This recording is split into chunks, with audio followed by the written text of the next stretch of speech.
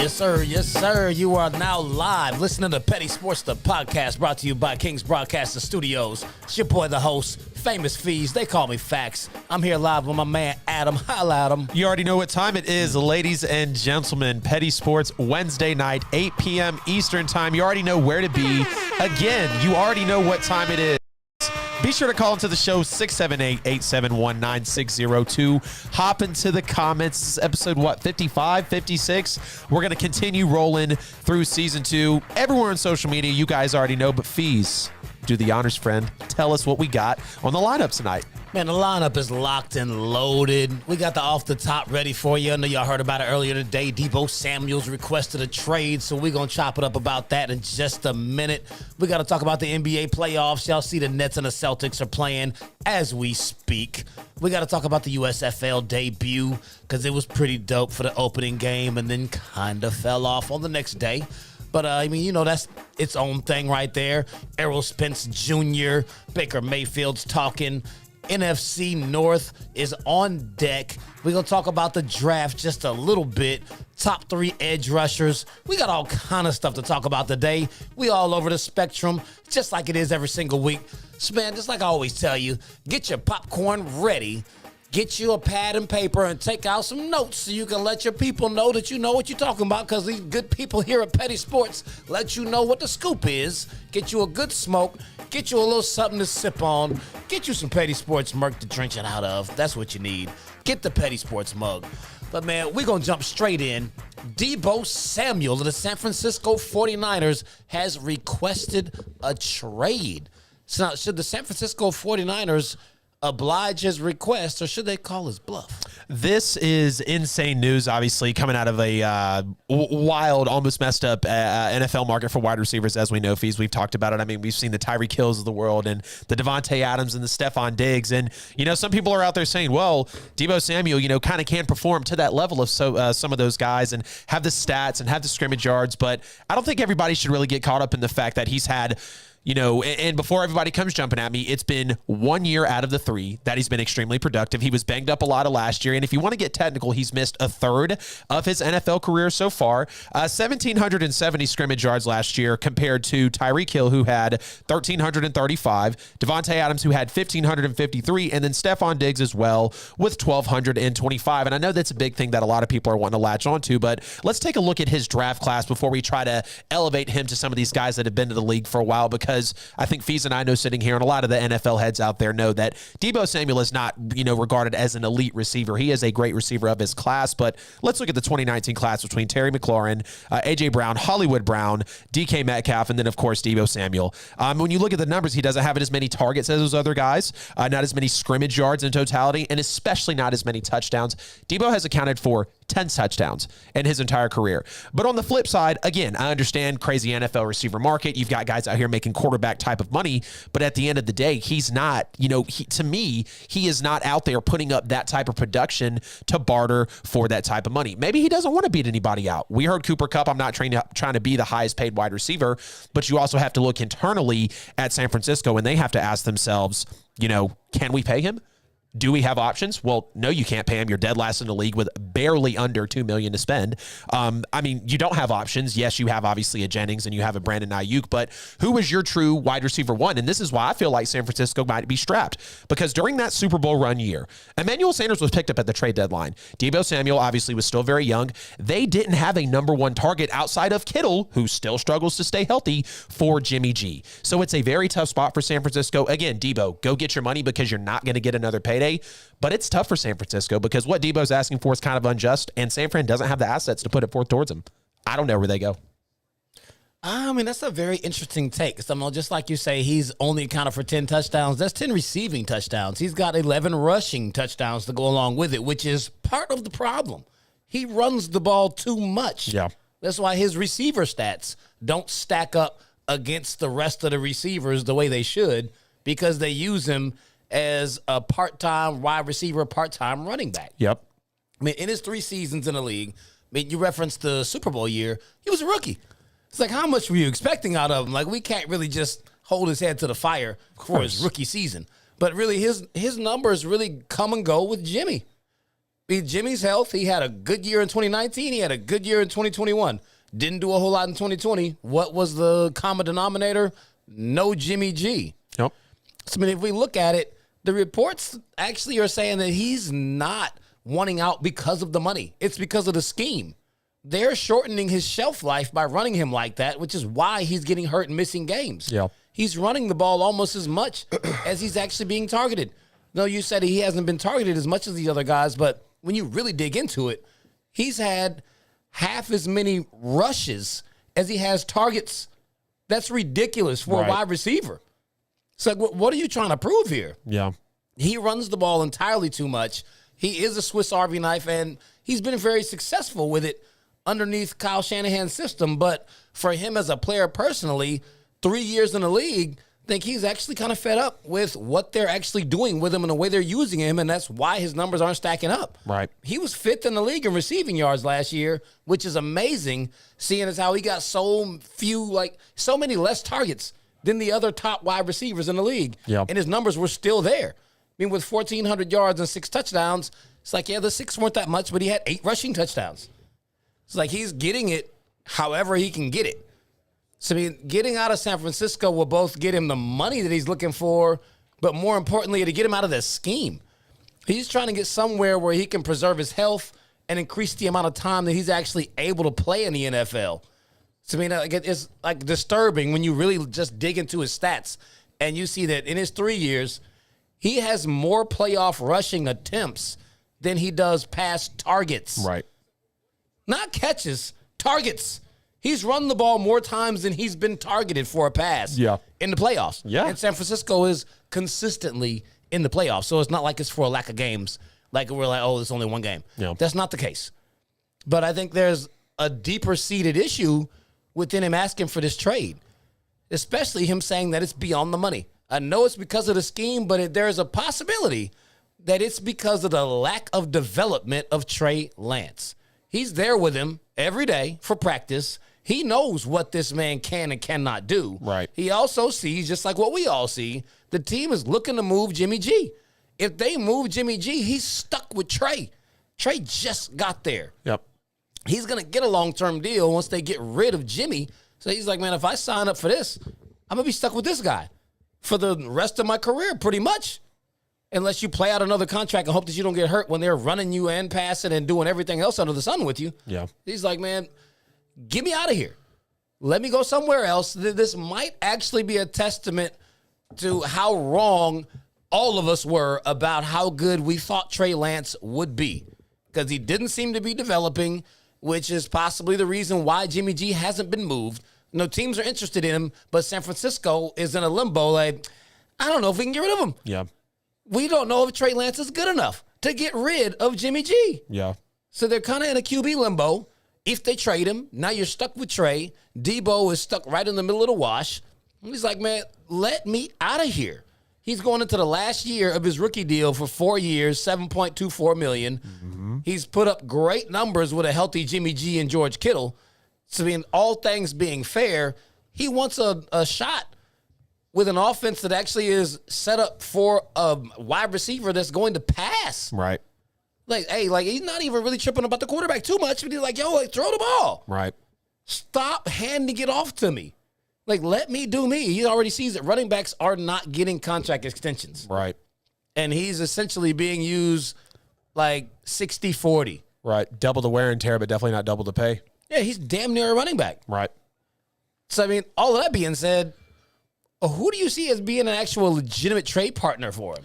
If someone were to have to make an offer for Deebo, I know the Chiefs would be looking for a big play receiver like him. Obviously the Packers as well.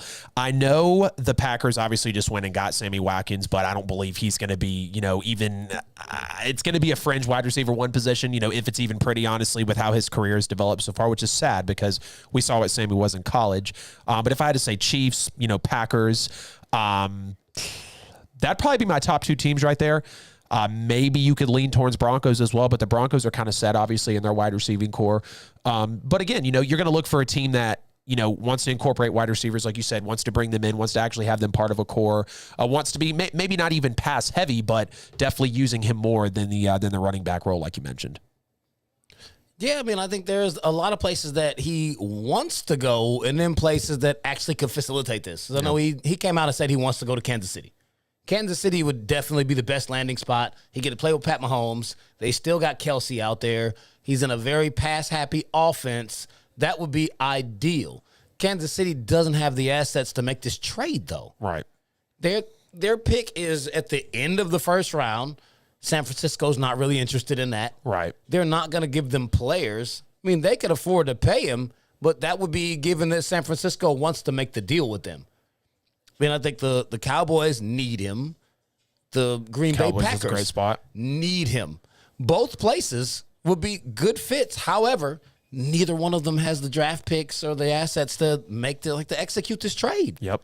So he's not going there, on top of the fact that the Cowboys and the Packers are both in the NFC, and I don't think the San Francisco 49ers want to send Deebo somewhere where they'll potentially have to play against him in the playoffs. So they want to send him to the AFC. And I think the actual best landing spot for him would be, like, as far as on both sides, the Philadelphia Eagles. They could send him to Philly. They have the 15th and the 18th pick after this trade they just made with the Saints. Yep. They could give them a very high draft pick.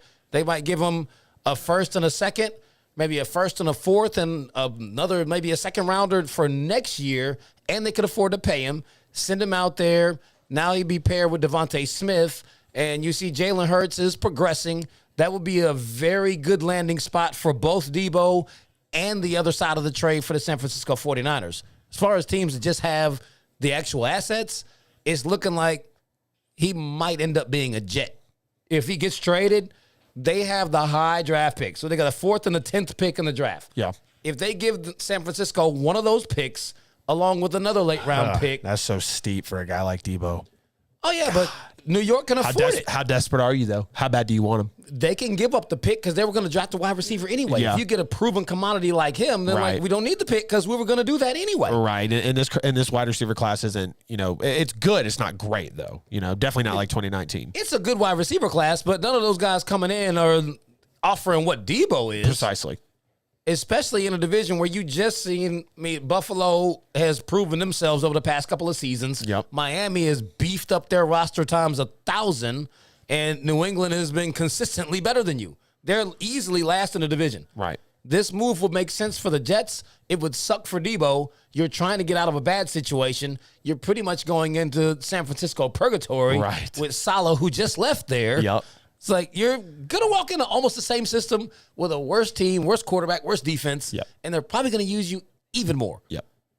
So it might actually benefit him to sit down. Yep. He's got one more year in his contract.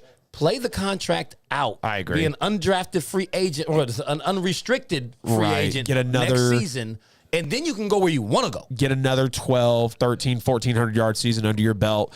Of course, fight for your rights in terms of not being a running back because you really don't want to expose yourself to what's going to be coming. And again, wide receivers don't get many paydays, let alone running backs get many paydays as well. So yeah, if you let him play the rest of it out and then really increase his value, now you could be really looking at a Chiefs, a Packers, other big suitors that actually want to bring you in, a Ravens as well.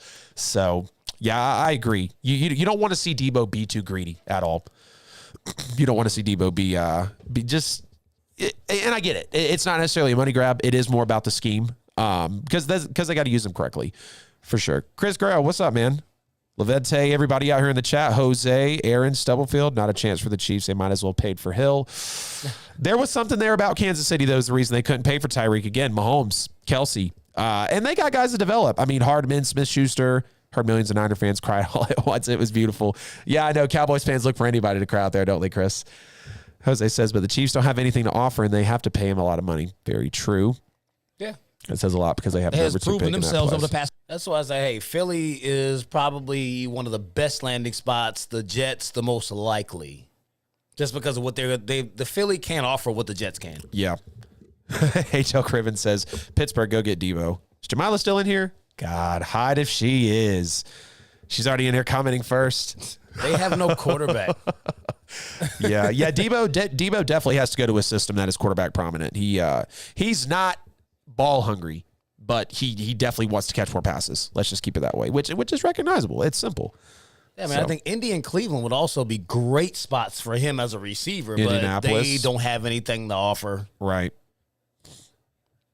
Damn shame. But, man, we're going to shift gears to the NBA. We're watching the playoffs right now. Brooklyn is up by 12 going into the last seconds of the first half in Game 2. The playoffs are going crazy. We're not going to go just run through each game one by one. We're going to talk about the X factors for each series. So Suns versus Pelicans. We're going to look at that series first. The Suns and the Pelicans are tied 1-1. Who's the X factor in that series? I got to say it's Devin Booker. Obviously, he goes out at the end of the game, still scoring 30-plus points in that game. And Devin Booker is a very prolific scorer. When you look at a team like the Pelicans that's got a Brandon Ingram, that has a C.J. McCollum, that has other guys out there that can be key role players. And if you give them any sort of, I guess if you leave the door ajar, for lack of better words, they could potentially come in, win a game. And obviously, winning at the end of the last game because Devin Booker went out, that's why he immediately comes in as my X factor. I trust Chris Paul in these type of moments. Okay, we saw the type of playoff performances already had just in this postseason a little bit last year. DeAndre Ayton could play a little bit better, but you're talking about, one of the best scorers in the league, the best player for the Phoenix Suns right now. And like I said, the Pelicans have a lot of role key guys. You don't want to let them, again, don't leave the door ajar. Got to be D-Book here for an X factor. Oh, yeah, I absolutely agree. I had the same guy on my list. I'm also going with Devin Booker. He left with 31 points he scored in the first half. He actually didn't do anything in the third quarter. So, that is actually kind of concerning. Before he got hurt, his scoring actually tailed all the way off. Brandon Ingram, he went off in the second half. He just straight took over. So, I know folks are looking at it like the Suns went 8-6 while Booker was out this season. But this is the playoffs. This is different. This is basically the story of CP3's career. Every single season, it's either his injury or someone else's with a built-in ready-made excuse like, if they had so-and-so, then they would have had a better chance. More of the same. If Booker doesn't come back, I think the Suns, who ran away with the best record in the league, are going to have an early playoff exit, and there are going to be a whole lot of questions about what they should do with this team moving forward. Yeah. What's good, Twisted Clown on YouTube? I think we got a caller, and I know it's Chris G. He's over here asking, what's the number? I'll call in. Don't cap like you don't know, Chris. Welcome in. How are you? What's up, dude? Is this How Chris? you doing? Is this Chris G? Yeah, this is Chris. Finally. Oh, man, months of Your number one fan, yo. I know. What's yeah, happening? yo. My kids aren't asleep yet, so I got to call in. Well, we'll all I know is today. What's up, man? Talk about the Niners is, one, I hate the Niners because I'm from San Francisco because no one likes the Niners. Heard. And two, what does that say about the team? They need drafts so badly that they're scared of Trey Lance. Say that last part again. What does that say about the team that they're so scared that I don't think they trust Trey Lance, which I don't trust him. I wouldn't have traded all those picks for him, but the Niners did. So now look what they have to do. They have to play catch up. Right. Yeah, San Francisco essentially screwed themselves trading all those draft picks and Trey Lance not actually developing into the player that they thought he was going to be. So now they're in a limbo sitting with Jimmy G. Not even Tom Brady's worth all those.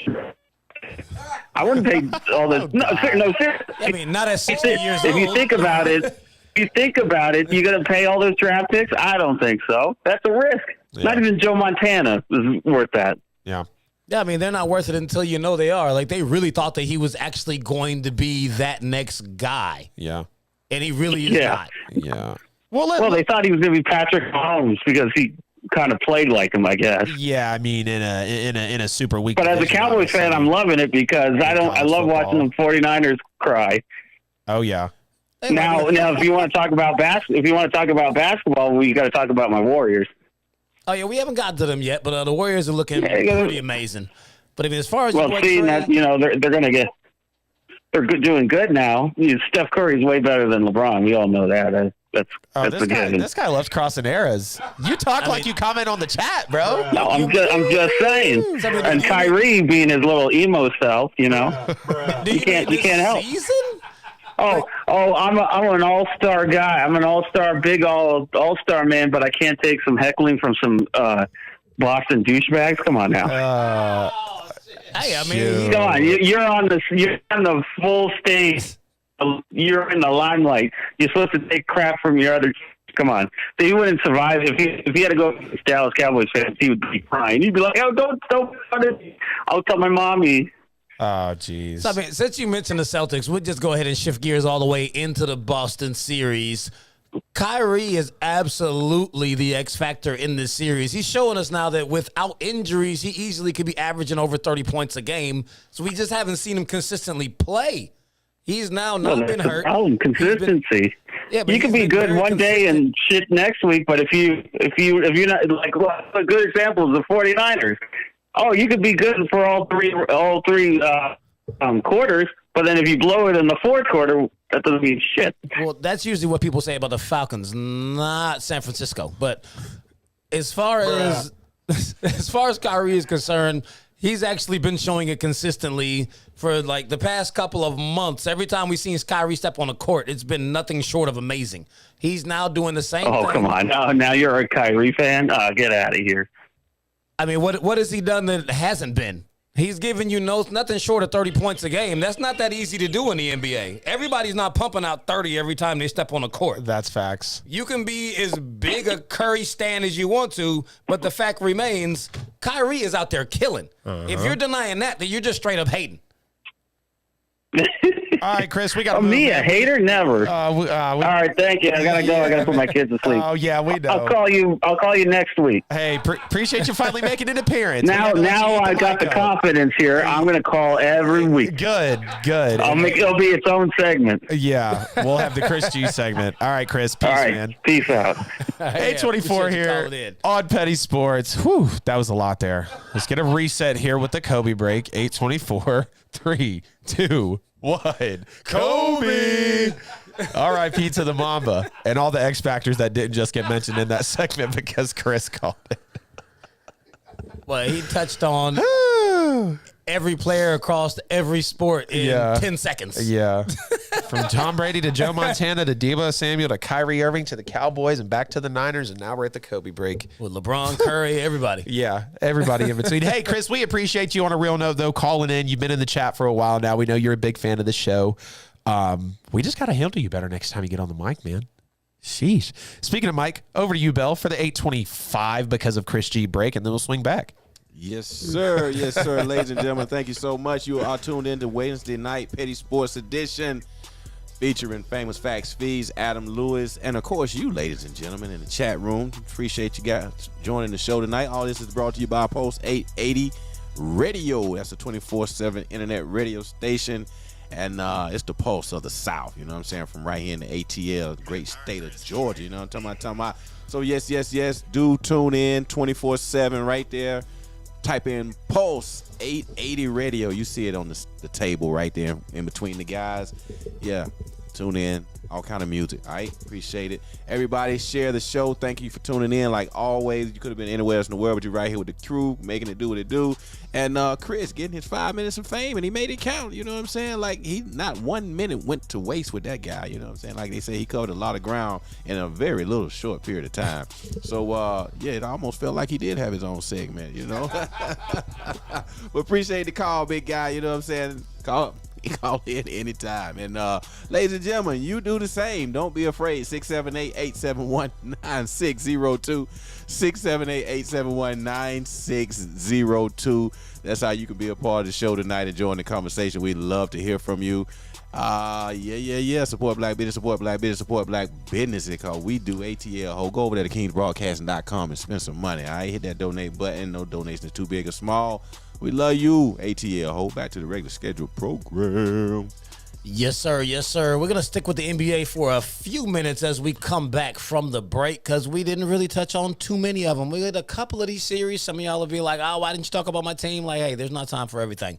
But we're definitely going to jump in, talk about this Warriors-Nuggets series real quick. Who's the X factor here, and what have you seen happening? I've got to say it's the Splash Brothers' health so far. We saw Steph Curry at the end of the season, twist his foot, ankle, whatever it was, miss the final 12 games. Luckily, the Warriors do go 6-6 down that stretch. And then you've got Klay Thompson as well, who the Warriors have been adjusting, obviously bringing him back into the lineup. And he's been pretty great so far, throughout the season, throughout the playoffs. We have seen some of the health, of course, kind of hinder him. But, maybe we expected that with an ACL and an Achilles, obviously coming back from two major injuries. But, we know Jordan Poole is playing well. And I feel like all the key players right now for Golden State are performing when they need to. It's if Curry and Clay can take them to the promised land, because we know they're the nucleus. We know they're going to have to be the ones that play the biggest and the best under the moments that are, obviously most stressful in order for them to take it to the top. Like many people, me included, think that Golden State can do by making a title run this year. So definitely got to say the health of Steph and Clay will be the X factor in this one.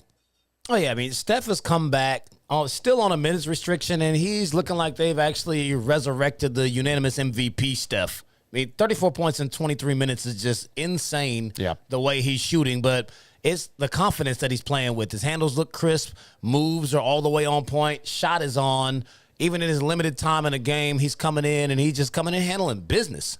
I mean, really, the playoffs is the only place where Steph was actually getting criticism that he wasn't playing this style of basketball in the postseason. And if he continues on the tear that he's actually on right now, then there'll really be nothing else to say other than why wasn't he doing this before? But, I mean, in addition to him, you got Jordan Poole out there looking like he's taken over the Harrison Barnes role from a few years back. Like, Harrison Barnes had the role, KD had the role, and now Jordan Poole is taking it over, and he's taking it head on. I mean, he's averaging just a tick under 30 points in these 2 playoff games, and he's become a real problem. You can't put extra guys out there to guard him because you still got Curry and Clay to worry about. Right. So, I mean, he's got free reign to do whatever he wants to do, and Draymond is out there looking like little Dennis Rodman Jr., playing defense, frustrating Jokic. And, I mean, he's the glue guy. Clearly, Draymond cannot actually function on his own, but with a team around him, the way Golden State is put together, he's perfect for him. He orchestrates it. He's their energy, the heartbeat. He does everything outside of the stats to make sure that this team wins. So, man, we'll look at the home team, the Heat and the Hawks. The Hawks are now down 2-0 behind a ridiculous Jimmy Butler performance. Who is the X factor in this series? Thankfully, since John Collins has come back, I have to say that John Collins will be the X factor in the Miami Heat Atlanta Hawks first round series here in the NBA playoffs. Because you look at the fact that, the size of the Heat, whether it's from Adebayo to obviously Jimmy Butler, who can, kind of play with some size, be quick as well. And, again, Trae Young, I would say that he could be the ultimate X factor here, but the Heat are either going to learn how to clamp him and the Hawks are going to learn how to overcome, or they will obviously fall. So that's pretty straightforward. Trae has obviously found his spot within the Hawks. But when we talk about John Collins, when he was drafted, when he was brought in, I don't feel like he's necessarily lived up to what we brought him in for, to what the Hawks had actually drafted him for. We see him a little bit last year in some of the playoff run, kind of perform well, but then coming in this year, limited minutes from 21 minutes to 29. And of course, he's trying to find his way, but he's got to use the rebounding. He's got to use the physicality and really play like that true number 2 player. Like I've always said, that has to be there for Trae Young, not a Bogey, not a Gallinari, not a Lou Williams, not even a Kevin Huerter. Maybe Huerter can be a borderline 2 to 3, but I'm more comfortable with Trae 1, John Collins 2, Kevin Huerter 3. It's got to be JC as an X factor here. I mean, I can hear you on that, but Jimmy is definitely the X factor, the way he's controlling the series. Between him and the physicality that the Heat are playing with, I mean, they're absolutely bullying the Hawks. And if Jimmy is going to go off like that, then the Hawks really don't stand a chance. Right. But if you really just keep it in the retrospect, we didn't expect much more out of them. The Hawks were the 9 seed, and they were fortunate to make it into the playoffs. And the fact that you made it in as the 8 seed meant that you had the misfortune of playing the top-seeded Heat. Yep. We do not expect them to go in there and beat them. They're down 0-2. I figured they'll steal one game in State Farm and really give the city something to rally behind, but the series is not going more than 5 games. It's going to be just exactly what we expected. They're going to get beat by the top seed. I mean, the 8 rarely takes out the 1, and this is not going to be anything different than what's normally expected. Yeah, unfortunately. Yeah, I mean, it just, unfortunately for them, it just is what it is. Right. I mean, before we switch gears and change complete subjects, I think we'll hit these Bucks and the Bulls. They play later on tonight at 9:30. That game will tip off in an hour. The Bucks are up 1-0 on Chicago, who was in regular season. The Bulls were they were in the top seed for a long time. So, I mean, what are you seeing in this one?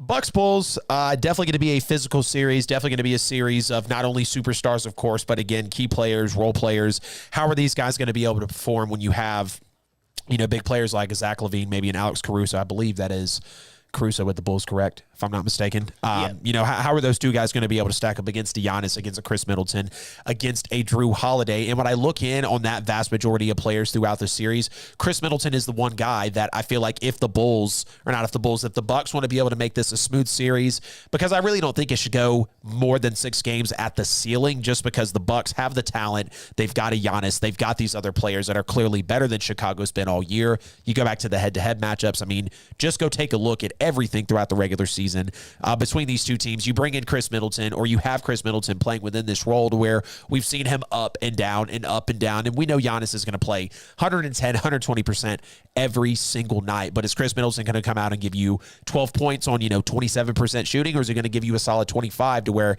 it seems like he can't miss? I know he can be a very hot and cold player, but when Chris Middleton is on fire, I feel like the Bucks are one of the most unstoppable teams in the league. Chris Middleton is my X factor. I mean, I think in this series in particular is still Giannis, just because the Bulls are still a fairly young team. Like, this is a new stage for them. Yeah. They really have excelled this season. But as far as Giannis, I mean, so long as he keeps playing at the accelerated level that he achieved in the finals last year, yeah, he's like, Chicago's just overmatched with him. I mean, 27-16, they really made light work out of Chicago. He didn't even go all the way hard against them. They easily took they're going to take the 2-0 lead in this series come later on tonight. Won't really be difficult. So long as Giannis actually, he started to learn how to play without the ball and not dominate the ball the entire game. Yeah. And now he's virtually impossible to defend because he's not out there from the top of the key trying to run into the wall that everyone used to try to put up against him every single game. Yeah. I mean, Chicago has nothing for him. I mean, they've legit put the league on notice. They're the defending champs for a reason. They'll be a problem. The other guys will come into play when they get into series against other teams that have multiple superstars, whether it's they see the Nets, the Sixers, or one of those teams that actually have a lot more to throw at him and can score more. But I don't think Chicago really presents a problem for them, and Giannis is enough to beat them. Yeah, easily. They're the best team overall. Or not overall, but out of the two, for sure. They should come away victorious easily in this series. Oh, yeah, without a doubt. So now we're going to shift gears back to the gridiron, but not the NFL. The USFL made their debut weekend this past Saturday and Sunday in Birmingham. All the games were in Birmingham, just as we had discussed. So what are your first impressions of this spring football league? It feels nice to have spring football in a time where usually MLB is prominent. NBA playoffs like we see right now are going on, but now you're bringing in a new league to where obviously America loves football. It's America's sport. I understand soccer is very prominent and you've got all these other sports out here, but I don't feel like anything truly brings people together to watch sports or as much excitement, eyes, money as the pigskin with the laces. Let's just call it what it is. So seeing football in the spring was great. It lets you know that we might have a league that can actually stick around. And of course, it won't compete with the NFL, but when you actually go back and look at some of the numbers, for the broadcast, it's outperforming some of these NBA playoff games. It's outperforming baseball. It's outperforming, some of these soccer games. And you're kind of shocked to look at that and say, wow, it's 1 to 2 to 3 million viewers for a spring football game that only has 8 teams. But again, that speaks to the testament of the sport, how people are feeling about it already and how they want to build around this brand, for years to come. I thought the play was good. Obviously, it's not going to be, NFL type play, about college football style play, like you said, an explosive play here and there. Nothing really crazy. Maybe a step up from college, but we're definitely not talking about NFL style level of football. And, you kind of want to ask yourself, how can I compare that? But the NFL has clearly put out a product for so long. So we know what the USFL at least has to stack up against. Love the camera angles. Love the mic up, the crunching of the pads that they were trying to go for. I mean, it was overall, I feel like, a great execution. Coming back in, having these new 8 teams. So we'll see how it kind of unfolds and what will the USFL and actual spring football be for years to come. Oh, yeah, man. I actually went to Birmingham for the debut game between the Stallions and the Generals. Game was actually, really exciting. I like the way that they actually present the product on the field. I mean, from being out there, they tried their best to keep that whole thing exciting. Being there, just like I was explaining to you, for those of y'all who actually saw the post, I gave a full review of what I watched out there. I mean, it was it was kind of like watching mid-major D1 football. They had a few explosive plays. The players were really hyping into it. I was actually surprised that, like, Birmingham had a lot of fans. Like, people came out there like they've been rooting for the Stallions for years. They were really hyped for that team, and then they came back and got the W at the end of the game. So it was actually, like, it was really hype and exciting. Brand new stadium out there in Birmingham. I mean, it was really, really nice. Like, I had never even seen the thing. I've been out there 100 times. It's like, well, when did they build this? Yeah. But, like, that's apparently where UAB is going to play. But the stadium was nice. Product was good. One thing that I was actually concerned with, that question was answered on the following Sunday, the next day, was how are you going to fill these stands when Birmingham isn't playing? Yeah. All 8 teams are playing in the same stadium in the same city for the entire league. Yeah. Birmingham packed the stadium out, but no one came on Sunday. Right. That stadium was empty like the no-fan COVID days of the NFL. Yeah. There was no one there for the rest of those games. So they're going to have to do something to entice fans. Like, not even just fans. They've got to entice the people of Birmingham to come to the stadium when their team isn't playing. Right. Like, there aren't people there from Michigan and New Jersey and Houston and everywhere else where these teams are from to actually fill the stadium for players they don't recognize, for a brand new team. That product is not in their state. So, like, you've got to figure out a way to actually generate some fanfare for the teams that aren't Birmingham. Right. That's the only one that actually has fans. I mean, that could end up being a problem sooner than later. So, I mean, outside of their fanfare issues, can you see this league having long-term success? I hope. I honestly hope, because like I said, it is enjoyable to see spring football right now, to see something that, and I know it might feel like a lot with, baseball, NBA playoffs, whatever the case may be, unfolding, NFL draft coming up. But in order for them to be successful, they obviously got to get their marketing up. They got to really build the brand. They got to push it out there. And once they're able to bring in higher talent, once they're able to bring in talent that will actually, commingle with this brand and maybe not oppose the NFL, but at least try to bump up against. I mean, again, their numbers are already outperforming some of the NBA playoffs, already, and some baseball games, already some soccer games. So they've got a good pedigree so far and a good foundation to try to push and make it successful. But if you can bring in some of that talent, that obviously brings a lot of eyes to the television, gets a lot of merchandise sold, gets a lot of gear out there, gets a lot of endorsements going, this will become a successful league. And you've even got Chris G hopping in the chat saying, USFL could be the end or could rival the NCAA.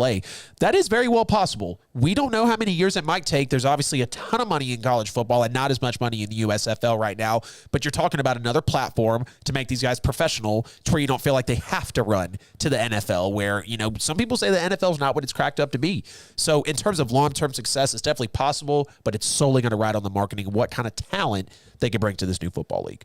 Yeah, I mean, unless they're able to have some type of marketing strategy to get more people actually in there, I don't really see it going past this season. Yeah. I mean, unfortunately, the inaugural season will likely be the only season.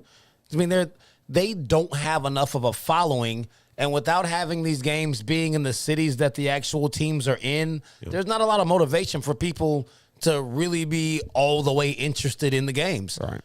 It was extremely fun for me because I actually went. But how many people are going to Birmingham? Everyone doesn't live close to Birmingham. Right. I'm not going to drive to Birmingham every week to watch those games. Right. I went to go see the first one. And that was just because of some other circumstances. But I'm like, hey, they got to do a lot more in order to increase the product. As far as them taking over the NCAA, that's highly unlikely. I mean, they make more money with NIL deals than they'll get playing in the USFL. It might be a harvesting ground if they're able to keep it going for more than one season. They'll possibly get NCAA players that did not get drafted. Undrafted players may go there so they can be seen. But as it stands, I don't see it rivaling the NCAA in any way, and I don't see it actually being able to stand up. It's going to be a one-year project. They're going to have to go back to the drawing board. If it goes past one, they're going to have to change some things. And I think the major thing for them to change is the games are going to have to be in the cities of the teams that are playing. When you have a game between two teams and neither of them is the home team, who the hell is going? it's not the NFL like when they go play in Wembley Stadium out in London, right, where you got crazy fans just because the league is like that. Right. This is brand new. No one's going. I mean, who wants to watch Michigan and Houston and Birmingham? It doesn't make sense. Right. And that's exactly what you got. Yep.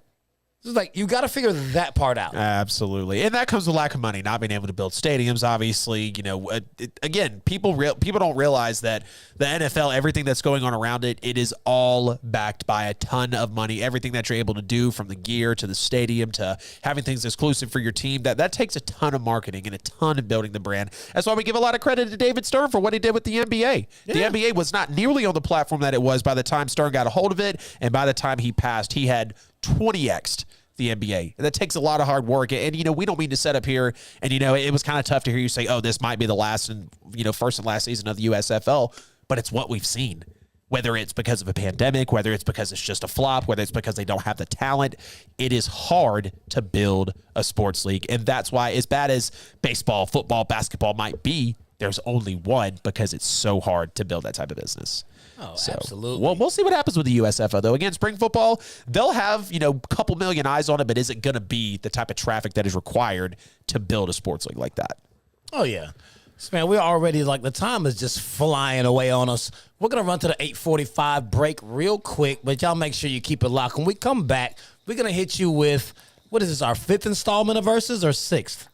Jeez. I think it's the 5th one, but it might be. We're going 2004 USC Trojans versus the 2017 Georgia Bulldogs. Y'all make sure you don't go anywhere for this one. It's going to be heated. We got so much more to cover. We got topics that we skipped that we got to get back around to. So y'all don't go nowhere. Mike Beasley, take it away. Yeah, appreciate that. Facts. Ladies and gentlemen, you're tuned in to Petty Sports Wednesday Night Edition, like every week, 8 p.m.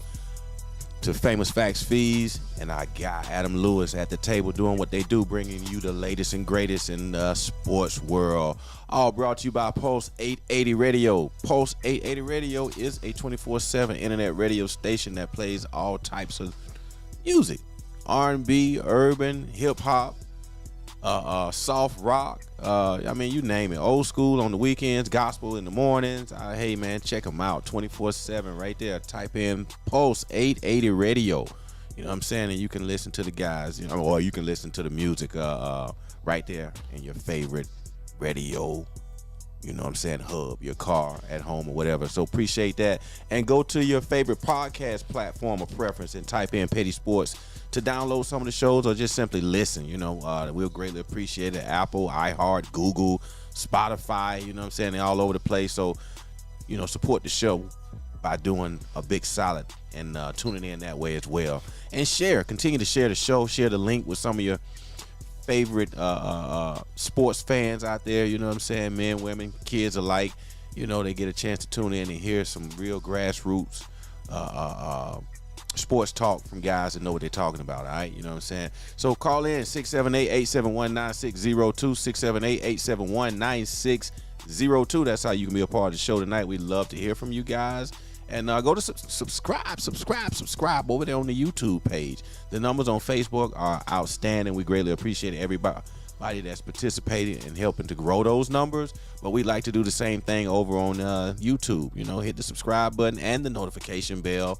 So anytime the show is live, you guys won't miss a beat when they go hot, and you can tune in right away. So appreciate it. We're on TikTok, Twitch, Twitter, you know. So, hey, just type it in, Instagram, Petty Sports. They're all over the place. You know, hit that QR code on your screen. You know what I'm saying? You can really find a lot of information about the Kingz Broadcasting Company, Pulse 880 Radio, and the Petty Sports Show as well right there. So, hey, we all over the place, man. So where you get with the program, share the show.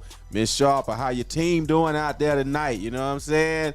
Hey, where you at? You know, Boston in the house. Thank you for tuning in, ladies and gentlemen. We love you. Yes, sir. Yes, sir. We are back. It is time for another edition of the Petty Sports versus Highlight Battle. This time, we're battling nostalgic college football teams.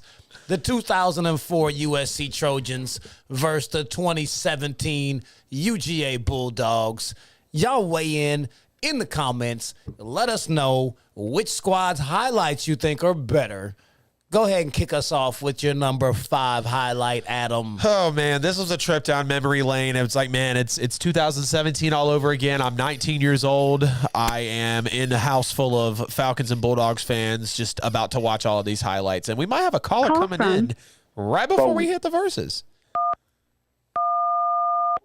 Ooh. We might have the caller peeping in before we hit the verses. We'll give you a quick minute here. Only because callers are so rare on the petty line. Oh, it's all good. They're feeling froggy tonight. They're chiming in. I don't know if they want to talk about USC, UGA. They want to talk about the USFL.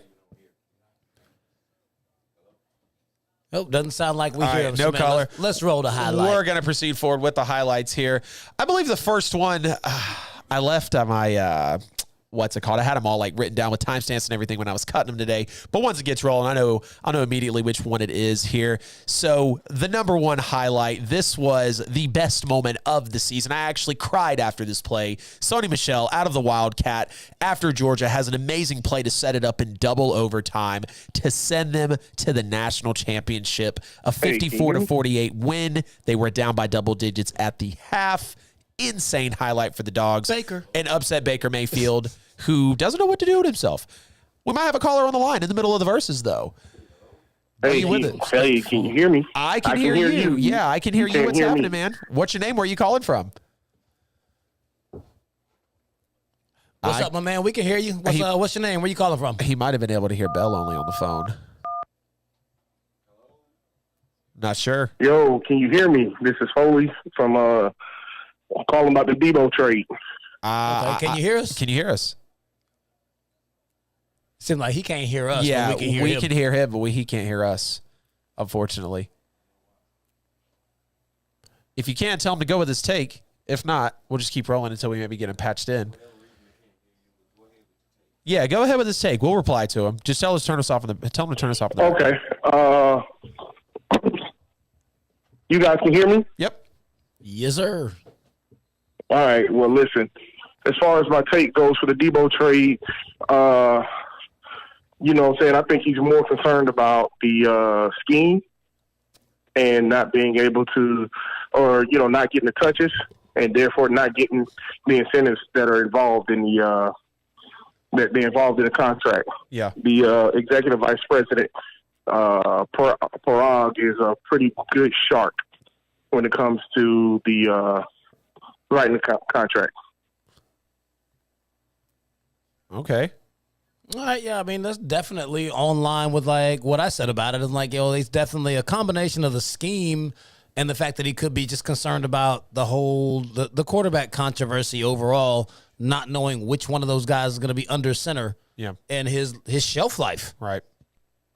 But that's definitely on point with what's happening out there, especially with the reports saying that it's more than the money. Right. Right. Yeah, it's I remember when the Deebo trade came out, and I was like, "This is definitely what's going off the top." But yeah, again, you know, crazy wide receiver market. You know, it definitely is caught up with the scheme for sure because he doesn't want to be double used, but he's not being double paid. He doesn't know about the quarterback room, and he knows that there's quarterbacks out there. He knows there's teams that are out there that need a Deebo Samuel, that need a solid wide receiver 1, fringe 1 to 2. You know, however you want to view Deebo, he's got a spot to land in the league. So whether it's the scheme, like a lot of people think, or you know, like the people here on the show think, or whether it's the money, we'll have to wait and see how it actually plays out for Deebo. But swinging back over to the verses, yep, that was the run that sent the Georgia Bulldogs to the national championship. Tear in my eye in the corner of my little home in Tyrone, Georgia. What a night it was to send the Dogs to the title. Oh, yeah. So now we get to the real, the SC highlights. Reggie. Yeah, we're going to start this thing off with Virginia Tech. Opening game of the season, coming off a national championship win over Michigan to start the 2004 season. You see Reggie Bush. You see more Reggie Bush killing Virginia Tech straight out of the blocks in the opener. Jeez, just off for one? Matt Leinart tossing them. You just saw Reggie score 3 touchdowns right quick. Then you saw him with the sack, the secure the fumble, and the W. to start the win for the next national championship game. Yes, because it was back-to-back. Jeez. And from my man Chris G, who just called, who clearly likes Notre Dame, y'all can suck it because they suck. And they always have. When the last time Notre Dame won a national championship? Was it like the 80s? Man, last time it was in when like they got 89 or something like that? blasted by Bama back in 2012, 2013. I remember that too. That was freshman year of high school. I remember was walking into a Dollar General and the gentleman was like, "Oh, Alabama's not going to beat Auburn." I was like, "You haven't been watching college football this year, sir." And then everybody thinks Notre Dame's going to do what they do with at the national championship. They come out in the first play of the game, get a decent little run, and that was literally it. They had one play, that was it. It was 28-0 halftime Alabama, and I didn't watch the second half. I went to bed, had school in the morning. The whole team got catfished, just like they players, the linebackers' girlfriend did them. Oh, man, Ty Teo. Ouch. You be careful there, sir. The Saints had some interest in him now. I think he left, came back. He played for the Chargers for a minute. Yeah. I mean, what you got for your number 4 highlight The number with your Bulldogs? 4 highlight will be the play that actually set up the last play I was just mentioning. I had to include them in on here. When I think back to the 2017 season, I think of the Rose Bowl. I think of the major plays that were there throughout the entirety of the game. And when Oklahoma goes up for this kick, as a Dogs fan, everybody around the world was wondering, is this really how we're going to go down? Is this really how we're going to come back from a 14-point deficit, from the Heisman winner who was catching touchdown passes and 2-point conversions in this game, just being downright disrespectful? And then we blocked the kick. Great moment for Georgia, very rejuvenated, and it honestly gave us the energy to be able to roll right over into the next drive in double OT and run it in with Sony Michel out of the Wildcat like we just saw there. Great play from the 2017 season. Okay. Not mad at that one, but got a better moment for the 2004 USC Trojans. Last game of the season, UCLA, Reggie Bush, more Reggie Bush, more Reggie Bush. This was to secure the 12-0 season, cut them up, somersault into the end zone. Ooh. Do what Reggie do. That's how they killed him the whole season. Every clip you see is Reggie just breaking. No one could do anything with that man the entire season. Most electrifying college football player that any of us have ever watched, especially for you raggedy Notre Dame fans. Y'all just watch it and cry. But you see, they didn't just go down without a fight. It was actually a tight game. Interception to seal the victory. 12-0. Punched the ticket to the Orange Bowl, where they stomped a mud hole in the Oklahoma Sooners, which you know good and well that's going to be on the highlight reel. Reggie Bush. Are we sure this is college football team highlights or just Reggie Bush highlights, bro? Like I'm not really sure which way we're leaning here. Hey, I mean, it's 04 USC, baby. Yeah, it's 04 USC might as well just be a synonym for Reggie Bush. They're the same word.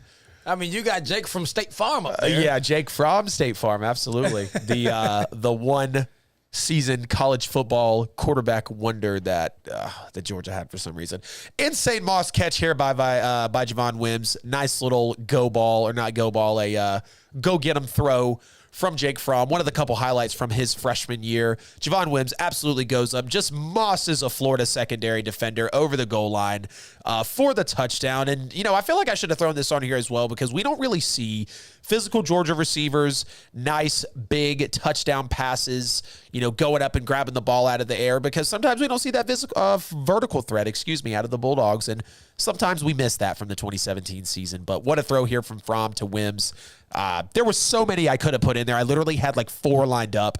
Ended up having to go with that one. Great play from the 2017 year. Oh, yeah, but this next one right here is just for Chris G since he decided to mention Notre Dame. 41-10 victory over Notre Dame. That's Dwayne Garrett. It's not Reggie Bush. You see, other people actually scored touchdowns for the 2004 team. But, yeah, there's that guy again. Because, mama, there goes that man.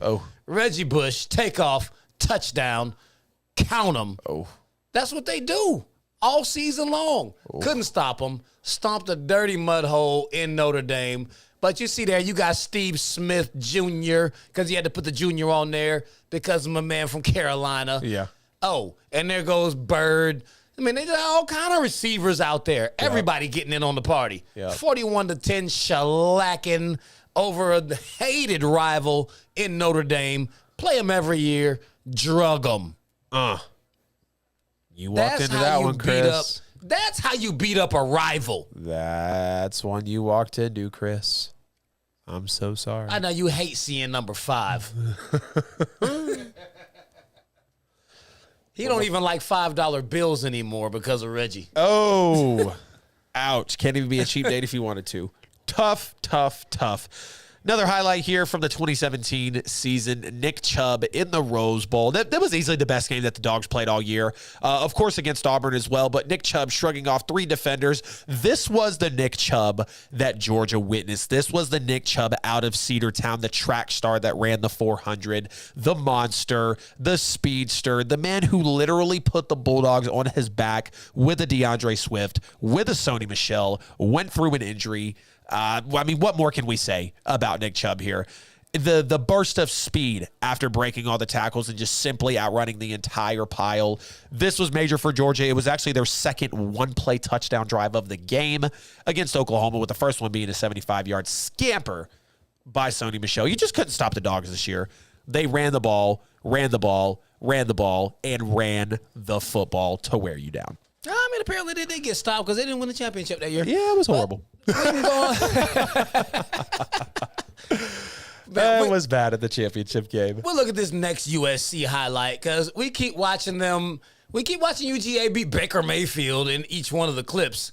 This USC team beat Cal, who was ranked number 7th in the country at the time. That is Steve Smith Jr. again. Yes, that is Aaron Rodgers. He also had Marshawn Lynch in the backfield playing with him. This top-ranked USC team came out and beat up Aaron Rodgers and Marshawn Lynch to keep their number 1 ranking en route to back-to-back national championship games. And in true Aaron Rodgers fashion, that was first down. This is second down. Sack them. Third down. And you see they're only down by 6 points. He's in the red zone. Can't get it done. Bad throw. There it is. One more time. Aaron Rodgers, 4th down. That's why LaFleur kicked the field goal, because Aaron Rodgers has proved that he could not get it done. The USC squad was a killer. Lindell White, you remember that guy. He looked like fat Carmelo Anthony. He was a killer. He actually was a starting running back over Reggie Bush in 2004. Yeah. I mean, they split carries, but Lindell was RB1. So, I mean, the squad was too deep. When you think about a team that Reggie didn't even start. Yeah. It's insane. But beating Aaron Rodgers and Marshawn Lynch is way better than any Oklahoma Baker Mayfield highlight you got. Oh, okay.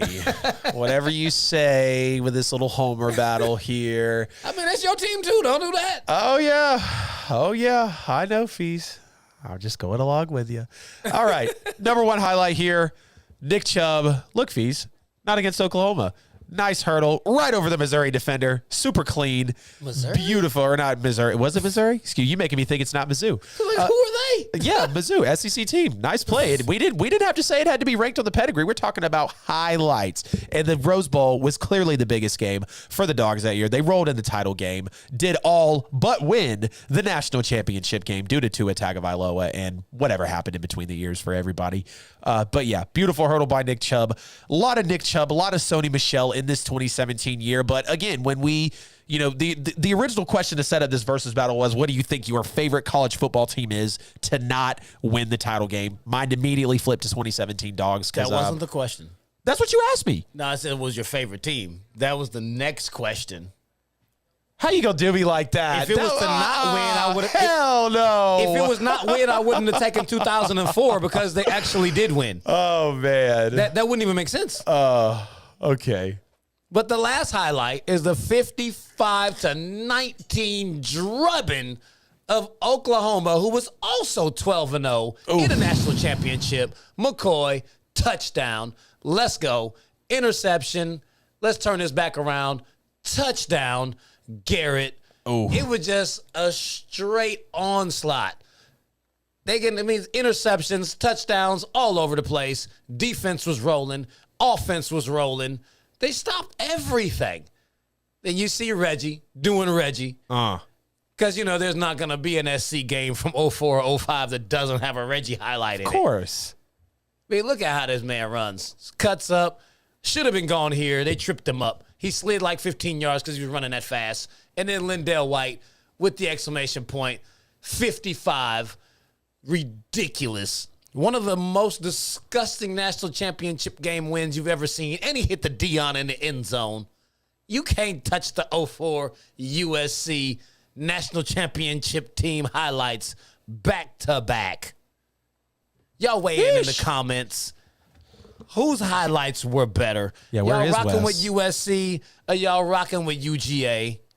Let us know in the comments.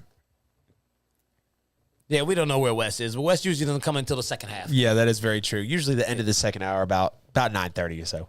Yeah, I mean, we are at the top of the hour. So it is 9 o'clock. We're about to go ahead and throw this thing to Mike Beasley one more time. And when we come back, we've got plenty more heat from you. Errol Spence Jr. just had a fight.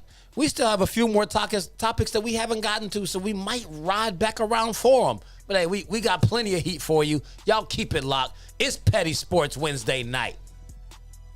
Yes, ladies and gentlemen, like Famous Facts Feast just said, it's a whole lot of show left. 1 hour to be exact. Thank you for tuning in. Like you do every week, every Wednesday, 8 p.m. Eastern Standard Time, the Famous Facts Fees, and our guy Adam Lewis right here. We appreciate it, man. All brought to you by Pulse 880 Radio. Yes, sir. Yes, ma'am. Pulse 880 Radio, the hottest, newest internet radio station here in Atlanta. Just type that in and hit the QR code on the screen, if you will. You can just see how you can tune in to the Pulse 880 radio station. 24/7 music, soft rock, jazz, gospel, hip-hop, urban, R&B, you name it. It's there. It's in the mix. Just tune in and check it out. Go to your favorite podcast platform of preference. iHeart, Google, Spotify, Apple, you know what I'm saying? They all over the place. Type in Petty Sports. Listen to some of the previously aired shows there. And this show will be up in a couple of days, I guess. And, share it with your friends. Share the link, you know what I'm saying? And thank you for everybody that's sharing the link for the show tonight. Go to YouTube and subscribe to the page over there at Petty Sports. Petty Sports with a Z, of course. Go and subscribe, hit the notification bell, so whenever the show goes hot, you will be notified right away. You won't miss a beat. And thank you for everybody that's been subscribing over on the Facebook Fedbook page and driving the numbers over there. But we'd like to really do the same on the YouTube side, all right? So we greatly appreciate you guys tuning in and sharing the links and keeping the chat room live. Jamila, Miss Sharper, everybody, Chris, you know what I'm saying? Hey, everybody, we love you guys. Could have been anywhere else in the world, but you're right here with us. Go to KingzBroadcasting.com, spend some money, hit that donate button at the bottom of the home screen page. KingzBroadcasting.com. That's Kingz with a Z. You know what I'm saying? And you can help support the show that way with your monetary efforts, and we greatly appreciate that. And you can buy some merchandise over there as well. Hats, T-shirts, mugs, tumblers, you name it. So just go over there and show some love. We appreciate that. Call in 678-871-9602. 678-871-9602. We've had 2 callers tonight. You know what I'm saying? Everybody you got something to say. We want to hear from you. That's how you can be a part of the show and get it off your chest. You know what I'm saying? So, yeah, we appreciate it, man. Support black business. Support black business. Support black businesses. Because we do. ATL, back to the regular schedule program. Appreciate that, Mike. Thank you so much, ladies and gentlemen. 9:05 p.m. Eastern time here on Petty Sports. Again, you could have been anywhere in the world, but you're right here with the best sports podcast in Atlanta, Georgia, coming at you from every possible angle, as you see there, episode 56. Season 2 is alive and well. Hit the QR code on the screen. Every platform that we're on, every piece of content we drop, anywhere. Again, it's not where Petty Sports is at. It's about where you catch your content. Chris G, thank you for the call tonight. Cher, thank you for being in the chat as always. Foley on the YouTube. Fees, be nice about straight talk, by the way, bro. That's what I got. Sometimes that's what, we don't want to be out here paying for these certain types of phone plans. We play the phone off, take it over to the carrier, brother. That's what happens when you use those carriers and you try to call into the show. Your service sucks and then we can't hear you. Get on some Wi-Fi calling, Foley. It's okay. We appreciate Foley calling into the show as well. Jamila, everybody that's hopping in. We got so much left to get into, so let's not waste any time, ladies and gentlemen.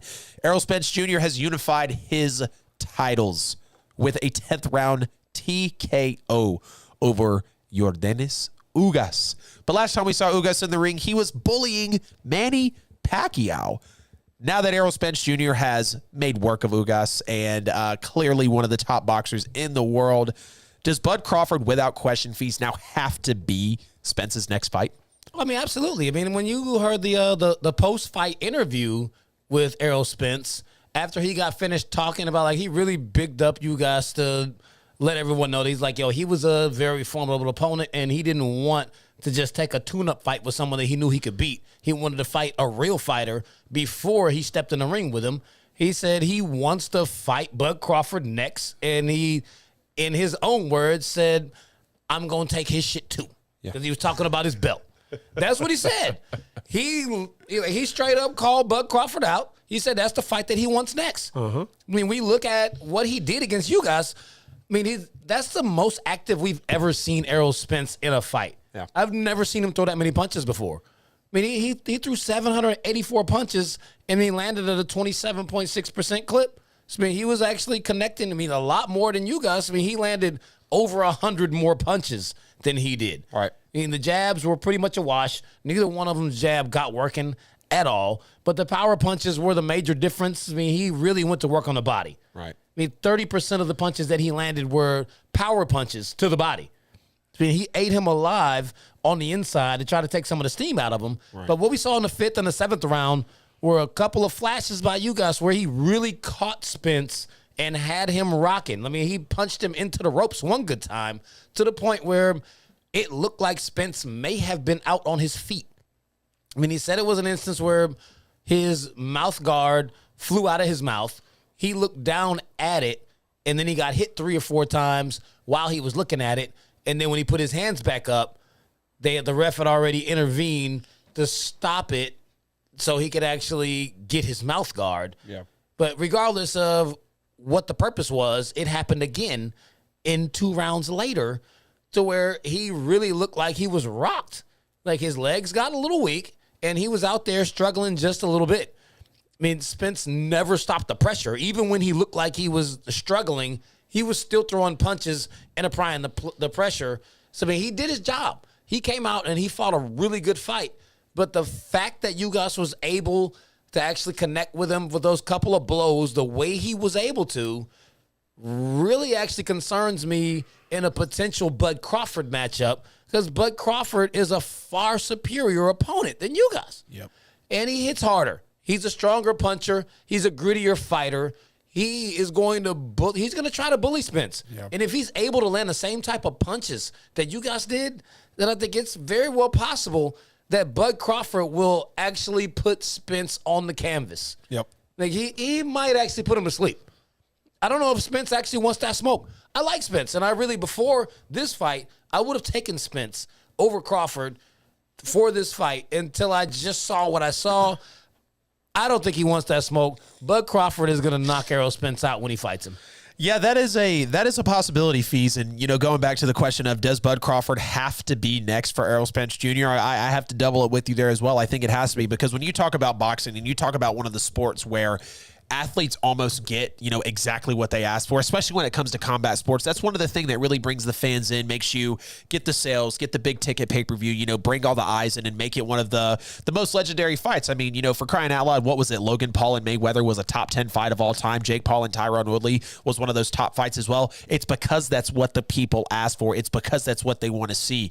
And we're talking about two, you know, faux boxing fighters out there. We're not talking about actual, you know, and I know some people are going to jump in there and say, oh, well, the Paul brothers have established a great brand. Yes, they have. Okay, Jake is borderline a boxer, maybe. Let's actually get him into the ring with someone. Don't come up be about Logan, though. We know what Logan is. Back to the original question, though. When you talk about Bud hopping in a ring with an Errol Spence Jr. that's 28-0, that does have 22 knockouts in his career, the fact that he's got some of the greatest power in boxing that we've seen, the hand speed, the elusiveness, the smarts when it comes to being in the ring.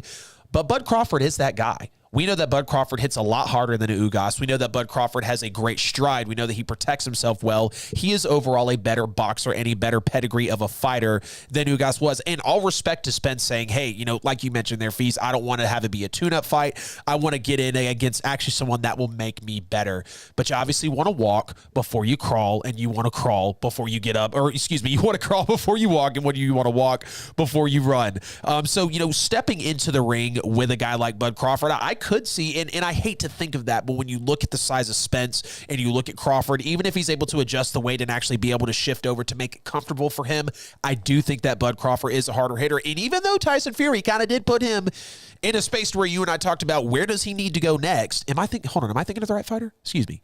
No, I'm thinking of, Tyson Fury fought, Wilder. Yeah, Wilder, excuse me. Totally thinking of the wrong fight, excuse me. But yeah, when you take a look at Bud Crawford, seeing how he's worked through some of the last few fights, and when you talk about Errol Spence coming up, it would be a massive fight that, yes, it does have to be next, and yes, he should get it, but we don't know how that's going to play out. Is Spence ready to take that leap? Can he actually hang with some of those guys? I understand. I see the numbers. I've seen how he's acted, and again, one of the most active fights we've seen, but stepping into the ring with a guy like Bud Crawford will definitely be something that might bring some reservation for some people. We don't know if we don't know how the turnout would be. Obviously, rather, let's wait for it to get on the pay-per-view. Fees, I know we rolled over a little bit earlier. Do we want to hit these Gilmore and Watkins, or just kind of hit the draft and then swing back? What are you thinking?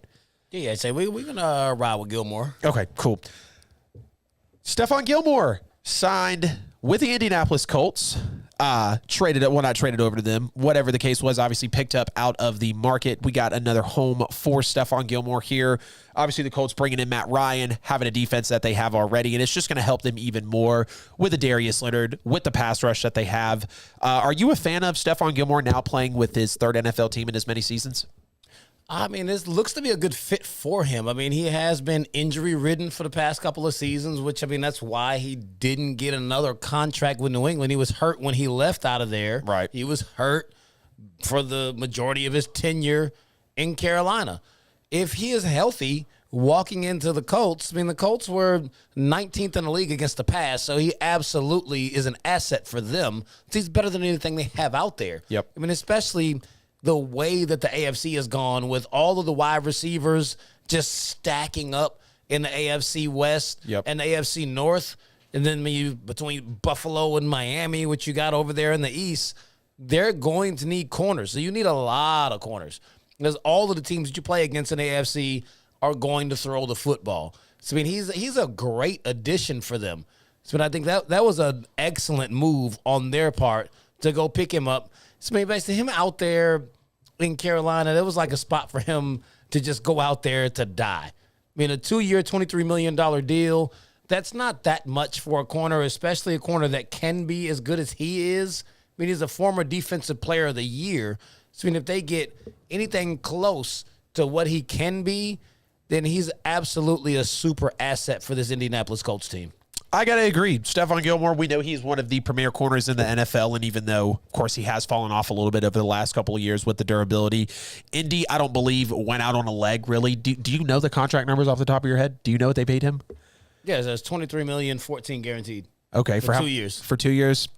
That's about middle of the pack for a corner. We've obviously seen some guys out there. I don't remember who just got signed to a major. I think it was corner for the Browns.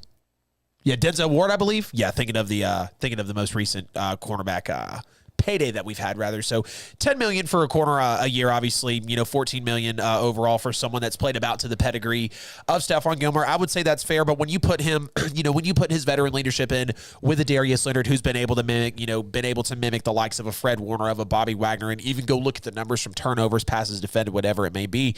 When you look at Darius Leonard, and now you bring in a Stefan Gilmore next to him, and you've got some of those other secondary pieces, and you've got some of those pass rushers on that Indianapolis line, they're a team every year that I've said they've always got the talent to make a run, but will they have the key pieces to actually be able to? They have a foundational piece in the secondary to where you're not really depending on, a young Malik Hooker or Rock Yassin or Xavier Rhodes that you're trying to potentially rejuvenate, from the Vikings. So bringing in Gilmore, I think, was a great move. It's just going to add more to how can Indianapolis really stop those teams on the defensive side of the ball, because that's going to be something that you really have to focus on in the AFC. And I think, Indianapolis kind of thought about that as everyone coming over, all the pass happiness that they're going to have. Now let's switch over a little bit to a team that really, really needed a wide receiver. And I think this was, I wouldn't say a bad trade, but definitely an average grab at best. You got Sammy Watkins now teaming up with Aaron Rodgers in Green Bay. Are you a fan of this signing, Fees? I mean, that's like the most meh signing I've seen in the offseason. I mean, Sammy Watkins has one 1,000-yard season, and that came in 2015 with the Bills. Yep. He's not been that guy for so long. Like, I mean, I don't understand why people are actually excited about this. Like, oh, Aaron Rodgers got another weapon. He's not a weapon. Right. He's done nothing. Last year, he went for 394. Year before, 421. 673, 519. He's not even close to scratching 1,000 yards. Right. And 1,000 yards isn't even a standard. We were just talking about Deebo Samuel. He had 1,400 yards receiving, and we were like, he's not in the top tier of wide receivers. This dude didn't even get 400 yards. Yep. Deebo had as many yards rushing last season as Sammy Watkins had receiving. And that was in addition to his 1,400 yards. Right. This signing means absolutely nothing. Green Bay's streak of winning 13 games, done. Yeah. No way they're winning another 13. Yeah, they lost a lot of firepower, you know, like we said, whether it was from a Devontae Adams to a Marquez Valdez-Scantling. I understand that they have Alan Lazard in there, but we don't know about his health. Again, Sammy Watkins, you just went through all the numbers. And it's unfortunate to see because we know Sammy Watkins coming out of college was a great receiver, you know, had a lot of potential. And, you know, we really, well, you know, not you and I, we weren't working together yet, but a lot of people really, you know, around the league and when they were scouting him coming in thought that Sammy Watkins could be one of the best receivers out of that draft class. But unfortunately, he just, whether it wasn't he got the chance, never had the consistency, didn't have the talent. Again, you're talking about a team that just let some key guys go, and it's not really looking good bringing in such a weak downgrade like Sammy Watkins. And you would like to see an aggressive move for DK Metcalf, for Deebo Samuel, for some of these guys out there that are going to want to be moving. And you can just hope and pray as a Green Bay fan that they're more aggressive than this because of how it could potentially play out just throughout the NFC unfolding and throughout all of these teams getting better. Green Bay has definitely been a concern for this offseason. But we're going to go ahead and roll right over, ladies and gentlemen, into the first round mock draft. We know that the draft is coming out next Thursday, and we'll be putting out a couple of posts here. We will have Pimpin' Ken live in studio with Fees and I for a 3-hour live special draft show. Going to be insane. We'll have segments. We'll go over picks and we'll review everything. We'll have some trivia for the guys. It's going to be great. Zoom callers, everybody is welcome. Let's go ahead and get into the first round mock draft. Fees. Only picks 1 through 16 today, ladies and gentlemen. We'll bring you 16 through 32 next week. Kind of try to split it up. We know these things can get really lengthy. All right, Fees. Number 1, the Jacksonville Jaguars take. Oh, well, the mock draft segment for this one is going to be the Adam segment. He's got your mock draft ready to roll for you. I think every pick I made last year was wrong. It almost doesn't even make sense to even do another one. It's been terrible. The mock drafts are just like, this is like the guessing hour. The guessing hour. Yeah, now we say why they have mock draft 17.2.3. All right, picks 1 through 16, NFL mock draft. Number 1, I think the Jacksonville Jaguars will draft Kayvon Thibodeaux, insane edge rusher. I think he is the meanest, fastest, just most unguardable edge rusher in this draft. It's kind of crazy when you look at his size. He really looks like he could be a linebacker, maybe even a safety coming off the edge, but I think he's the most explosive, meanest, most unguardable defensive lineman edge, in this 2022 NFL draft. Number 2, the Detroit Lions take defensive lineman / edge, however y'all want to justify them. We know the players we're talking about here. Aiden Hutchinson, of course, another big, massive edge rusher in this draft. I think he has got one of the best sizes. I believe he's 6'7", over 220 pounds. Absolutely great strength, great speed. And, you know, when you take a look at Kayvon and you take a look at Aiden definitely has the size on him, but I don't think he has the speed. He might have the edge in strength, but I feel like when we talk about some of the premier edge rushers today, along with that strength is speed as well. Speed, of course, one of the most raw traits in the NFL today. Number 3, the Houston Texans will take defensive lineman again, Trayvon Walker out of Georgia. This is a very, very trench-heavy draft, as we know, especially on the defensive side of the football, ladies and gentlemen. Trayvon Walker, the largest, maybe the strongest defensive lineman, edge rusher coming out of this draft here. We saw what he did at Georgia. We saw how relentless he was coming out of the SEC, going up against those premier O-line. lines, being able to do work on an Auburn, on an Alabama, all the powerhouses that we have in the SEC. And when you bring a defensive lineman out of that conference, just give you a little more of that confidence to jump in and, be willing to bet on him. Speaking of betting on a player coming out of a fantastic school, at number 4, the New York Jets will take defensive back Derek Stingley Jr. out of LSU. I don't even know if I really need to go on about Stingley here. We know about DBU. We know what Stingley has done in his time at Louisiana State University, as some of us like to get technical and call it. But I know some people might say, where is Sauce Gardner? Where are some of these other guys? Where is a Kyle Hamilton? I think when you talk about the Jets truly having a need in this draft, take a look at their secondary. It's definitely always been one of the downfalls of them.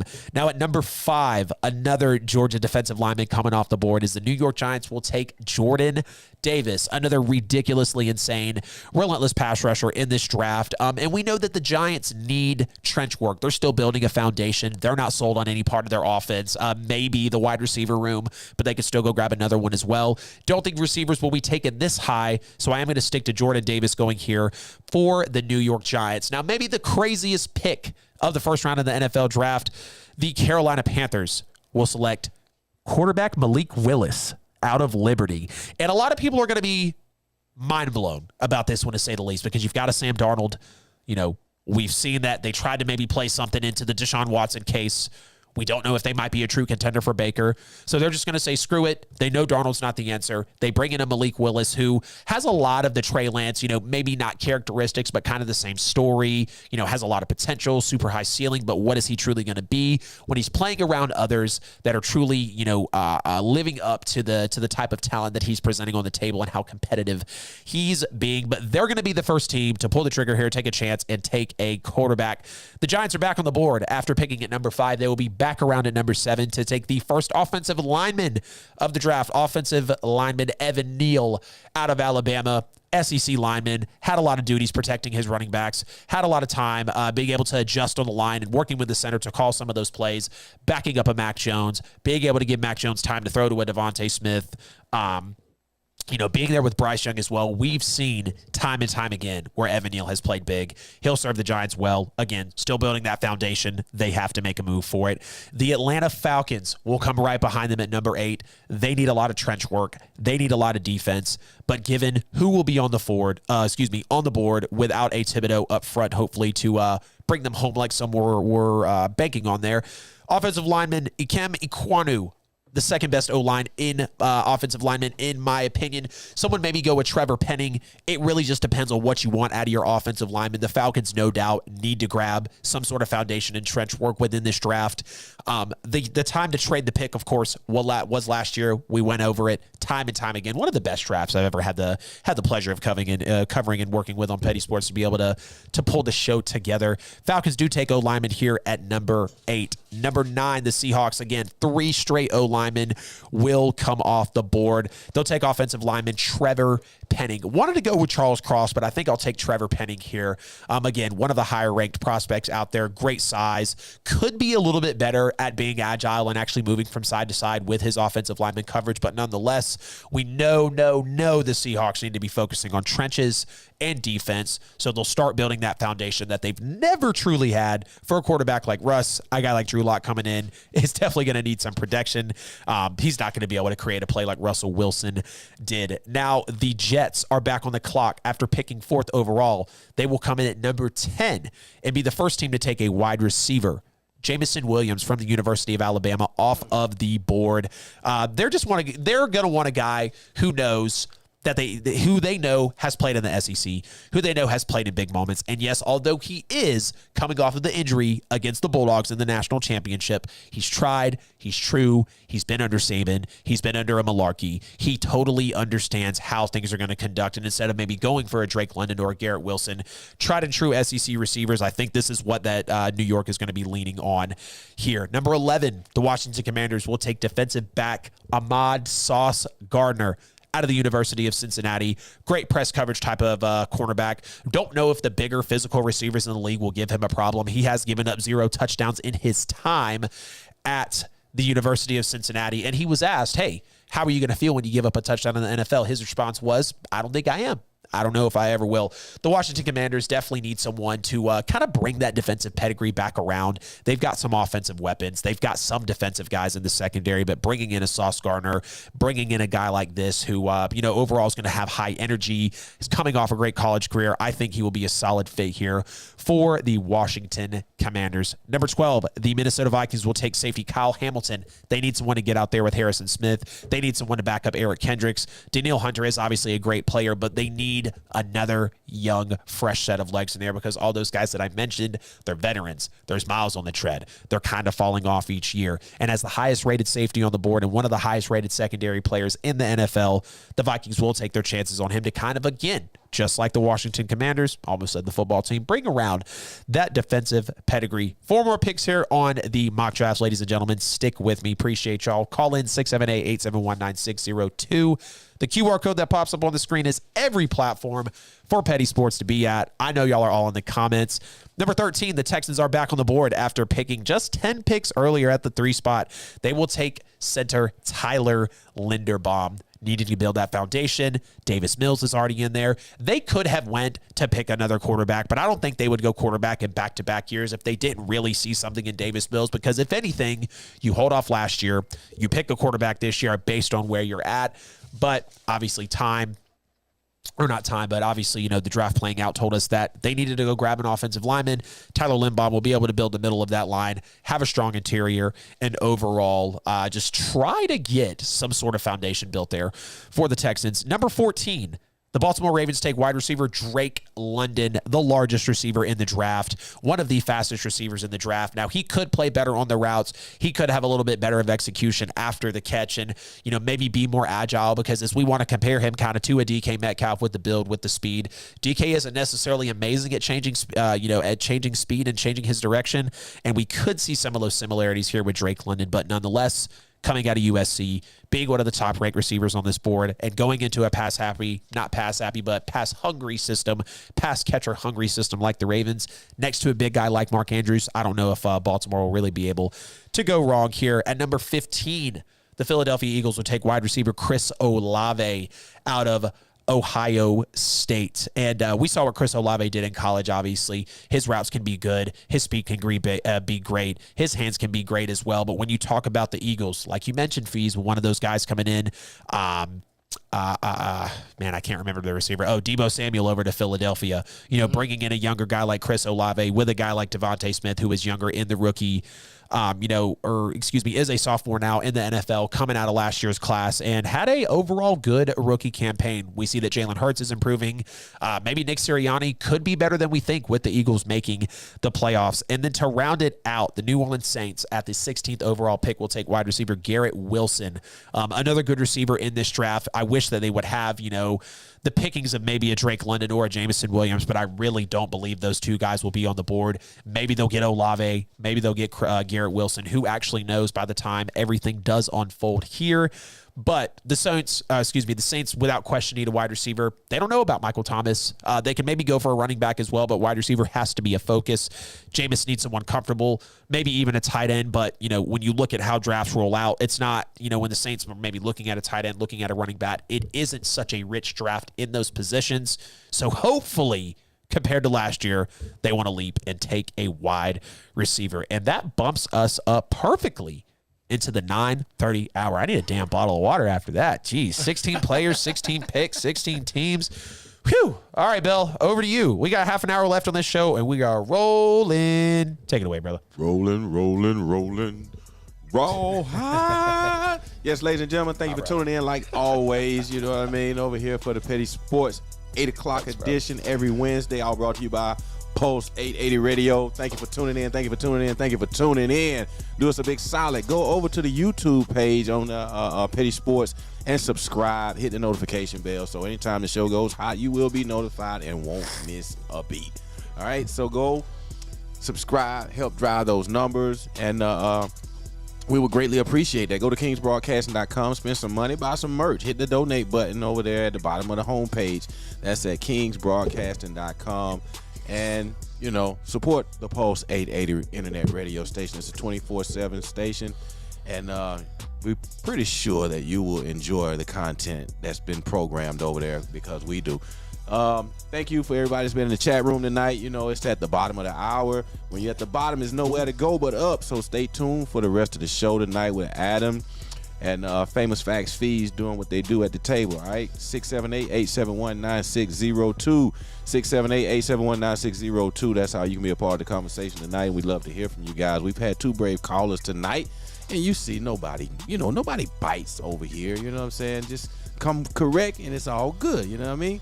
Yeah. Go to your favorite podcast platform of preference, iHeart, Google, Spotify, Apple, and listen to the Petty Sports shows over there. Share the link. Everybody that's been in the chat room tonight, man, y'all been killing it like always over on the Fed book. Thank you for keep the numbers up. Thank you for sharing the show. If you haven't, what you waiting on?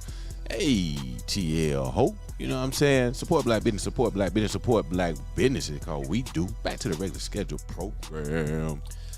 Thank you so much, Mike. 9:32 here on Petty Sports Wednesday night, Eastern time. We on the East Coast here, 9:32. Don't forget to subscribe to the show. Subscribe to the show. Better yet, I can save so many words and just direct you over there to that beautiful little QR code in the corner of your screen. Every platform, every piece of content, everywhere we are present, you will find us there. Hop in the chat. Call the show, 678-871-9602. We appreciate everyone tonight jumping in. We're going to go ahead and dive into our NFC North season team-by-team review. We might be able to get through this at a good time, and if so, we'll swing back around and maybe have another segment to finish out the show tonight.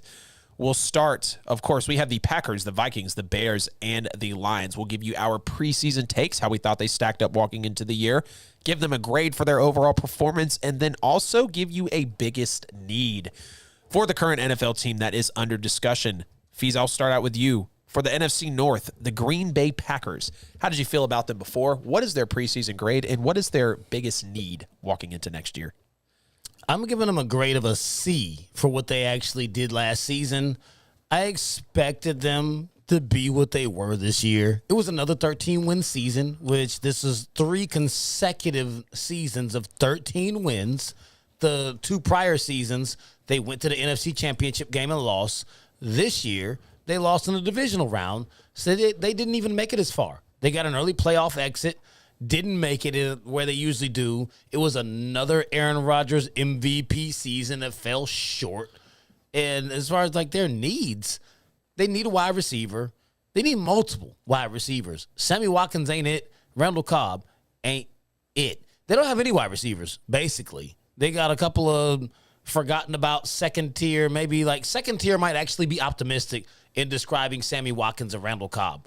They don't have wide receivers. They don't have tight ends. All they've got is Aaron Rodgers. They have limited weapons to work with. And like those 2 guys are aged. I mean, I think a C might actually be generous. I give them a C just for the mere fact that they did make the playoffs. They did make it to the second round, but they underachieved. That team should have they should have at least made 1 Super Bowl in the last 3 years. 2 MVPs, 2 NFC Championship game appearances, and that's all you've got to show for all of that. And you gave Aaron Rodgers this massive contract to keep him there when he was over there crying and complaining about leaving after you drafted another quarterback who clearly is not panning out. You can't get rid of him. Jordan Love is not that guy. So, the Green Bay Packers, they need a lot of help. I mean, it's actually pretty bad. But it's a testament to Aaron Rodgers and what he's actually been doing since he's been in Green Bay. He's out there. He's really just always worried about his passer rating. And he's, for the most part, outside of the 2010 season, he disappears in the playoffs. Same thing you watch when I showed you the USC highlights when he was at Cal and he played against the Trojans. Same thing. They were ranked number 7 in the country, came down to him at the end of the game, couldn't get it done. We've seen him do that for at least a decade now in the NFL since he's been deemed the starter since 2008. That's just what it is for the Packers. They're going to have to live through the rest of Aaron Rodgers' career before they really get to actually rebuild and try to bring that team back to the ways that they are expecting. I mean, they got 1 championship out of Brett Favre, one out of Aaron Rodgers, and that's all they're getting. They're getting nothing else till Aaron Rodgers decides to leave.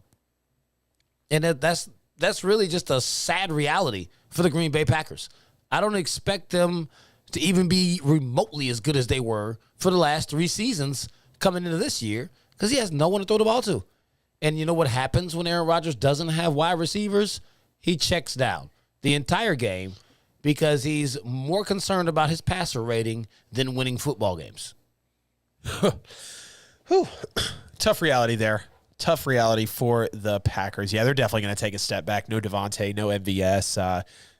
Sammy Watkins. Yeah, this is going to be interesting. We are about to witness a new era or style of Aaron Rodgers, and it's going to come after he has no weapons. And I think it's going to be interesting because Russell Wilson just upgraded.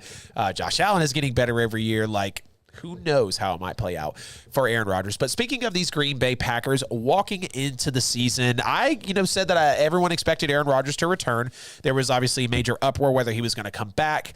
At the time when I made the take, he had actually just renewed his country club membership. So I was pretty in the field that he was going to come back over. But the biggest thing is when they drafted Eric Stokes over Tyson Campbell, I said it better be worth it. It wasn't necessarily true. Tyson Campbell, I wouldn't say he might have had a better year with Jacksonville because Jacksonville obviously to Green Bay. But I think if you put Tyson Campbell in Green Bay into a clearly better defensive scheme in the secondary, he would have done better in that aspect. And I even mentioned they're going to have an exit in the divisional round. They're not going to go to the NFC title game. I think they're going to be exposed. They were exposed in 2 NFC title games. They were exposed in the divisional after literally being losing to a team that did not score an offensive touchdown. But I did say they'd win a division and that the defense would be the weakness, which all panned out pretty clearly for the Green Bay Packers. I have to give them a B for the season, though. Can't give them an A because that means that would have meant they were superior. I'll give them a B. They were average. They were a team that was good throughout a good part of the year. But did anybody, and I never understood why people had Green Bay in so high in the rankings, why they actually had them going to the NFC title game, going to the Super Bowl. I never bought in on Green Bay like that because of Aaron Rodgers, because of how LaFleur played in the big moments, because of how the defense consistently does not set them up for success. So they're going to be. They're average. They were still an elite team, so I can't give them a C. But they're definitely not getting an A because they were stopped in the divisional round. In terms of biggest needs for the Green Bay Packers, obviously a wide receiver. You lose, 2 of your main guys, especially Devontae Adams, the best receiver in the league. I also think you need to take a look at another tight end. Add an element to that pass catcher, to those pass catchers. I understand a Bob Tonyan. I understand some of the other names that are obviously out there with Green Bay, but a true tight end presence, whether it's a trade. I don't think the draft this year for tight ends is extremely deep. And then, of course, you want to look at a defensive lineman as well. Zadarius Smith did get out of town. You don't only have Preston Smith now when obviously Kenny Clark is there to help out on the line. But again, bringing in that third guy, bringing in that fourth guy to keep it consistent in the NFC North with the pass rush, I think is going to be something key, even if we're looking past the division when you're getting deeper into the playoffs. Now we're on the Minnesota Vikings fees, preseason takes, grade, and their biggest needs walking into next year. Man, I didn't see the Minnesota Vikings as being a threat. I mean, they're a decent football team, and as we covered coming into the season, it was really going to weigh heavily upon when the games were played because they've got to be the most odd team in the entire league as to where Kirk Cousins, he balls out when they play 1 o'clock games. Like, he's terrible on primetime. Yep. So if it's a primetime game, you can almost pencil it in that the Minnesota Vikings are going to lose, and it doesn't even matter who they're playing. They're just bad when it comes to primetime. I mean, finishing at 8-9, I figured they would be right around there, possibly have a chance to sneak in. Like, I did not have them making the playoffs, which they did not make. But, I mean, I gave them a C overall as the grade just because the expectations weren't that high. Didn't have big expectations, and they didn't exceed them. I mean, they're outside of them maybe getting a wild card. They had a decent year. That's what you can expect out of Kirk Cousins. I mean, as far as the needs for the Minnesota Vikings, they need Dalvin Cook to be healthy. When he plays, they actually have a legitimate shot at beating really good football teams, but they also need another wide receiver to complement Justin Jefferson. I mean, Jefferson, despite playing his whole short career with Kirk Cousins, has been putting up amazing numbers. I mean, you can imagine if he didn't have all the attention and have to beat double teams all game, every game for his entire career, just how effective he could be. Or if you brought another receiver in, how good he would be with Justin Jefferson getting all the attention. I mean, they put somebody on the other side of the ball that would actually that would greatly improve their offensive chances, but they need DBs. I mean, I think between them looking for a complimentary wide receiver for Justin Jefferson, picking up some DBs, they should actually be able to address these needs in the draft. And what they'll definitely need to be looking to do sooner than later is bringing in another quarterback to groom behind Kirk Cousins, because, I mean, unfortunately, he's got a lot of time left in him, but he's not that guy. You're going to have to bring someone in to groom him to eventually take his spot and move Kirk into a backup role, because, I mean, we've seen his ceiling is maybe the divisional round. He's not getting you any farther than that. Even if you put all the pieces around him, he's not the kind of quarterback that's actually going to take you to a bowl. He's just not that good. He's serviceable. Yeah. He got his contracts. He got his 2 years of being franchised. He's clearly gotten paid. It's about time to start transitioning Kirk Cousins into a backup quarterback role and looking for someone who could actually get you over the hump. Yep. That would completely change the fortunes of that franchise. Agreed. And I'd been saying it for years. Cousins is serviceable, no doubt, but they need at least a top 15 type of quarterback in there. And we know Cousins can play like that on any day, but I had been calling for Matt Ryan to go to either the Colts or the Vikings. Clearly, he got into a better situation potentially with the Colts. Vikings might have been just as good as well. Little update here. So Boston is up by 10 points on Brooklyn with a minute to go, threatening to take the 2-0 lead. Insane. This game has been back and forth. We knew it was going to be a great series. But now for these Minnesota Vikings. So originally walking into the year, I said that Justin Jefferson would not need to be, but I thought he was going to be a top 5 wide receiver after the record-breaking rookie year. 1,400 yards, smashing Randy Moss's record, smashing Anquan Bolden's record of before. And I did think that Kirk Cousins was going to continue to play well, which he did for the most part. He wasn't a fantastic quarterback, but he played well enough in the system. Wasn't horrible, had decent yardage, touchdown passes to interception ratio, and even the year before that, Kirk Cousins actually didn't play horrible either, so I thought he would have continued to play well. They did draft Christian Darrisaw and Wyatt Davis on the offensive line to bolster it, so they kind of did, build up some means there to actually become a top 10 team in the league in sacks given up in good terms, rather, so bottom 10, I guess, however you want to look at it. They were top 10 in not giving sacks up. There we go. Those are the words that I was looking for there. A tough team overall to beat in 2021. And I did think that Mike Zimmer was going to be on the hot seat, which now we do have a new head coach in there for them. And they were going to be a 3rd or 4th place finish at best in the NFC North. When we go on to a grade for Minnesota, I think they were average as well. They'll get a B. We've seen what Minnesota has been for the past couple years. The only true highlight was knocking out my New Orleans Saints in the wild card round of that year's playoffs. Other than that, they have just been an average team that might be a tough team to actually get a W on just because they play so hard. The defensive pedigree, they do have some of the best offensive weapons in the league, but is the nucleus, aka the coaching and the quarterback, good enough to take them to that next level? It's usually not in terms of next level prowess, so I will keep them at a B here.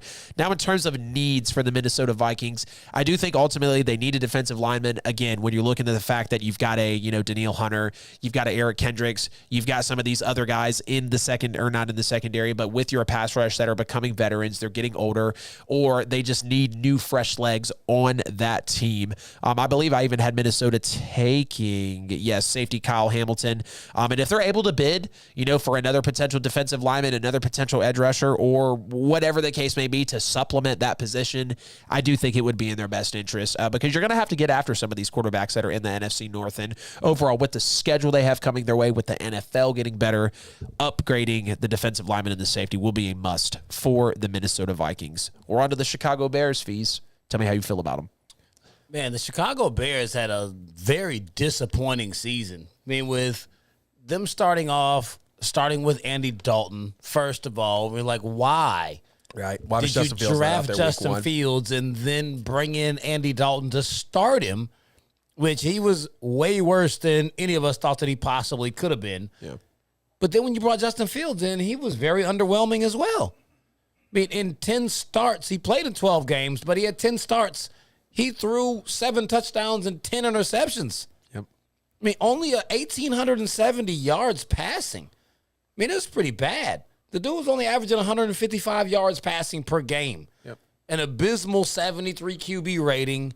It's like, for all of what we thought Justin Fields could be, it was a terrible rookie campaign. The 1 net passing yard game. Jesus. Yeah, I mean, like there were so many bad spots on him, and it doesn't seem that he's developing like what we all expected of him. I mean, like I really hope that Justin Fields can turn it around, but they need a lot. Yeah. I mean, this team was 27th in points scored, which is damn near last. They were in the bottom half of the league in yards per game. They need wide receivers. They need running backs, but they possibly could need a quarterback. Yeah. I mean, they got Andy Dalton out of there, but from what we saw to Justin Fields, I don't know that he actually is the answer either. Right. I mean, it's not like, okay, he was a bright spot on a bad team. He was a bad quarterback on a bad team, and all of it looked bad. I'm giving them a D. At 6-11, I don't even know how they actually managed to win 6 games with as bad as that football team was. I expected them to at least be around 9-8, 8-9, to where they were on the cusp of maybe stealing a wild card spot. Yeah. But there were no bright spots for him. Nope. He was getting sacked a lot. He threw a lot of interceptions, didn't throw many touchdowns, and he didn't even show the explosiveness with his legs. We expected him to be the dual threat to the point where he could free himself up to make easier throws, but he was not able to even do that. So, I'm almost a loss for suggestions for what Chicago needs to do because they really bet the farm on Justin Fields being the player that we all saw at Ohio State, and he has not been that. Yeah. They need him to turn a corner, and they need to get him some weapons. So, I mean, at the very least, they can take the onus off themselves to be like, oh, it wasn't because you brought him in and threw him into the fire and didn't give him all the tools and opportunities that he needed to be successful.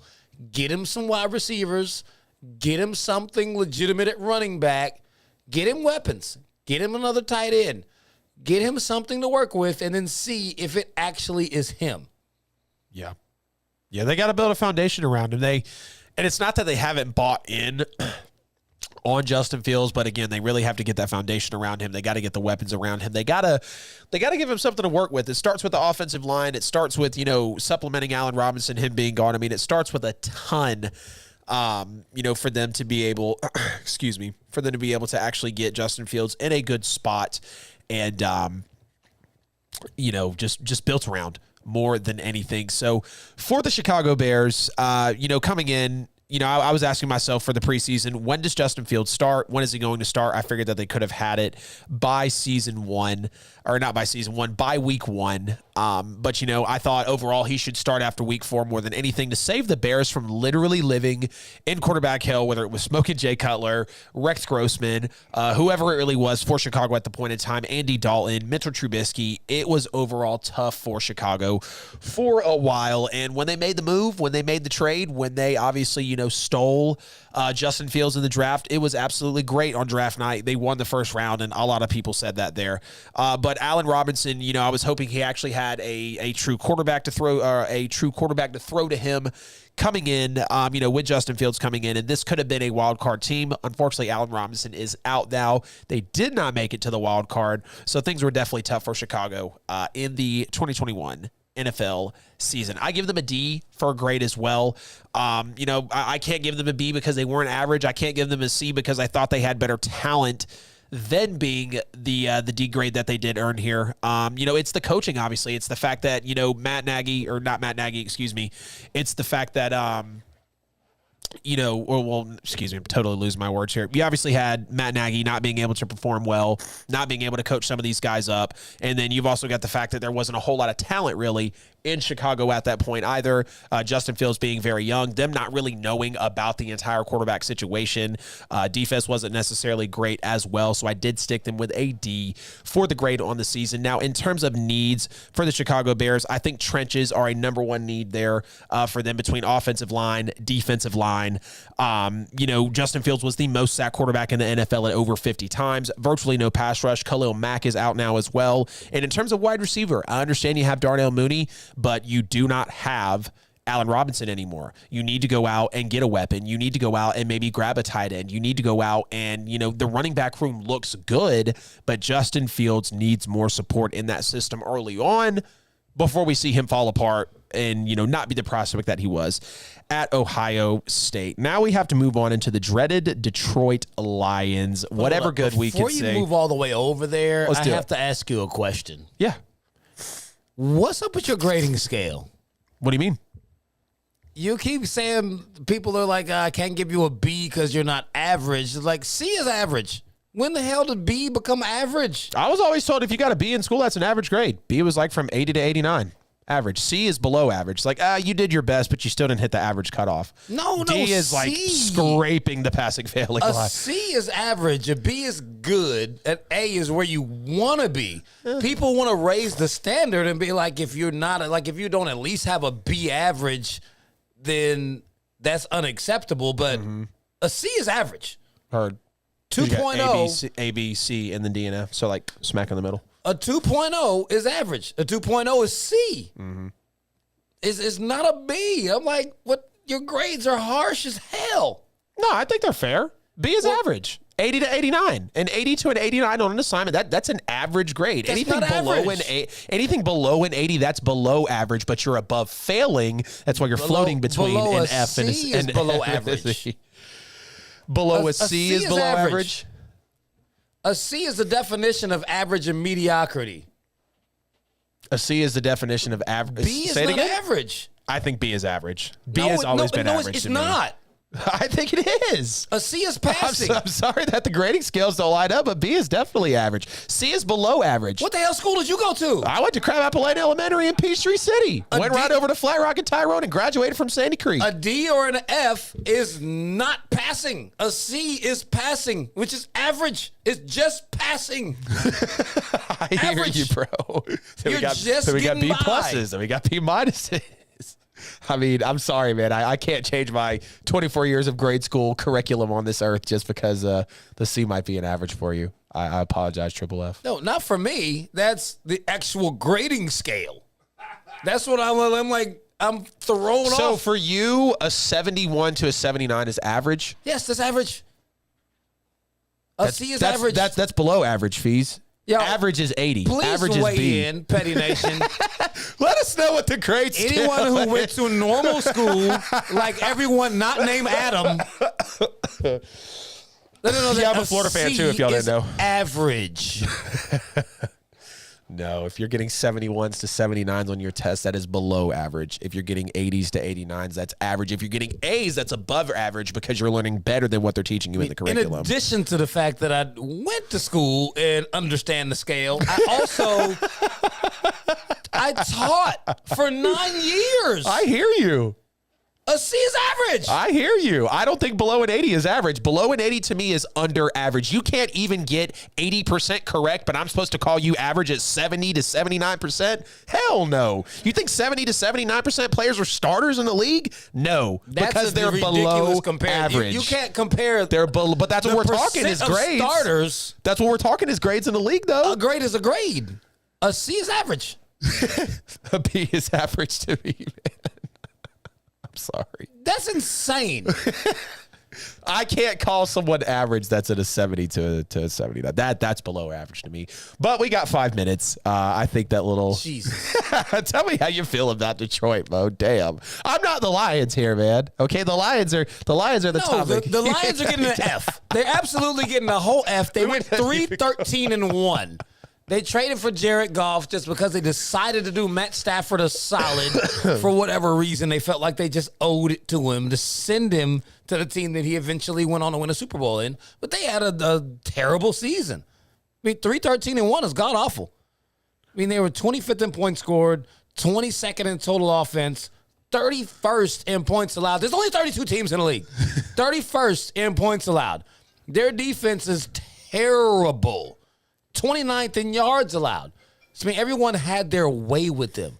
You could run on them. You could pass on them. You score on them whenever you feel like it. I mean, they did have a few close games, but outside of that one disgusting tie they had with Pittsburgh, because they're also terrible, they're a bad football team. So, I mean, as far as their needs go, like they need defense, and more defense. I mean, their offense needs work too, but the defense was just god-awful. 28th against the run. Teams just line up. I mean, like, they were basically treating the Detroit Lions the way Bill Belichick approached that crazy, ridiculous game in Buffalo where he ran the ball all but 3 plays the entire game. Yeah. They need interior defensive linemen. They need linebackers. They have got to figure out the defensive side of the ball and then work on actually getting something that resembles an offense to go around Goff. If you're going to hold on to him, I mean, he showed that he's not terrible, but they have nothing. I mean, at least when he was in L.A., they had weapons. They had something serviceable for him to work with. You brought him out there to work with nothing, and he gave you nothing because the team was terrible. So, I mean, they need some of everything. It's like the draft. They can't even adjust. They can't address everything at one time. They just need to choose a side of the ball and one facet of the game and work on that. This is a 3 to 4 year project in Detroit. So they got a bunch of C players or a bunch of D players? Are they average players or below average players? I mean, clearly they got an F. Oh, geez. Oh, Detroit, before we roll out of here, ladies and gentlemen, let us know about the grade scale. Who's got the average grade? What is an A? What is a B? What is a C? But we know that Detroit gets an F for sure. I definitely got to double down there with you, Fees. There's nothing positive we can really say about this team. I even said coming into the year, I don't think they believe in Jared Goff to do them right. Maybe he lasts 2 seasons there, but again, we don't know what Jared Goff is going to be.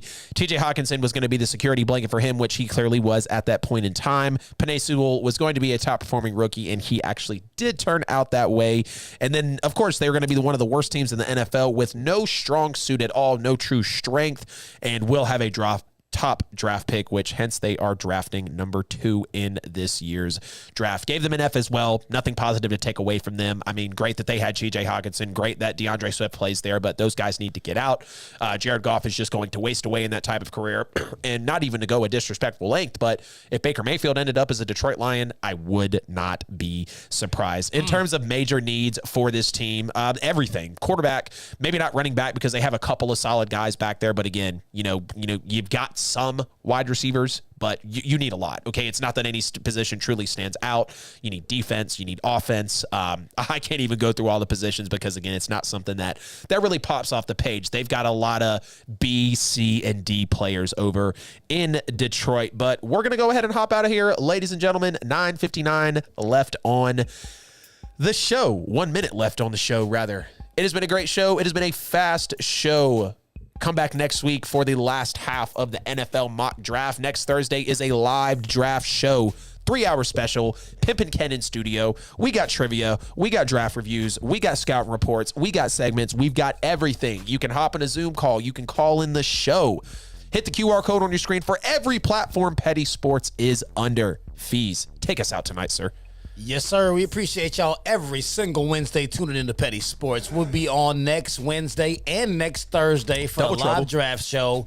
And we are launching Petty Sports Black. For y'all who love the HBCU content, make sure you stay tuned.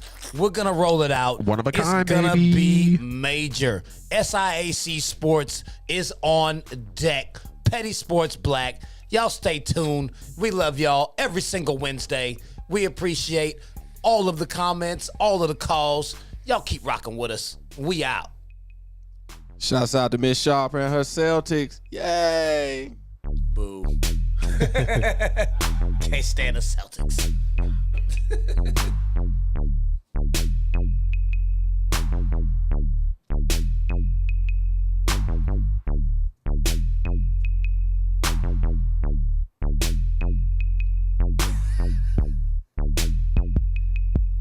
He said, someone get you a Sudafed. The allergies kicking your ass. Definitely, bro.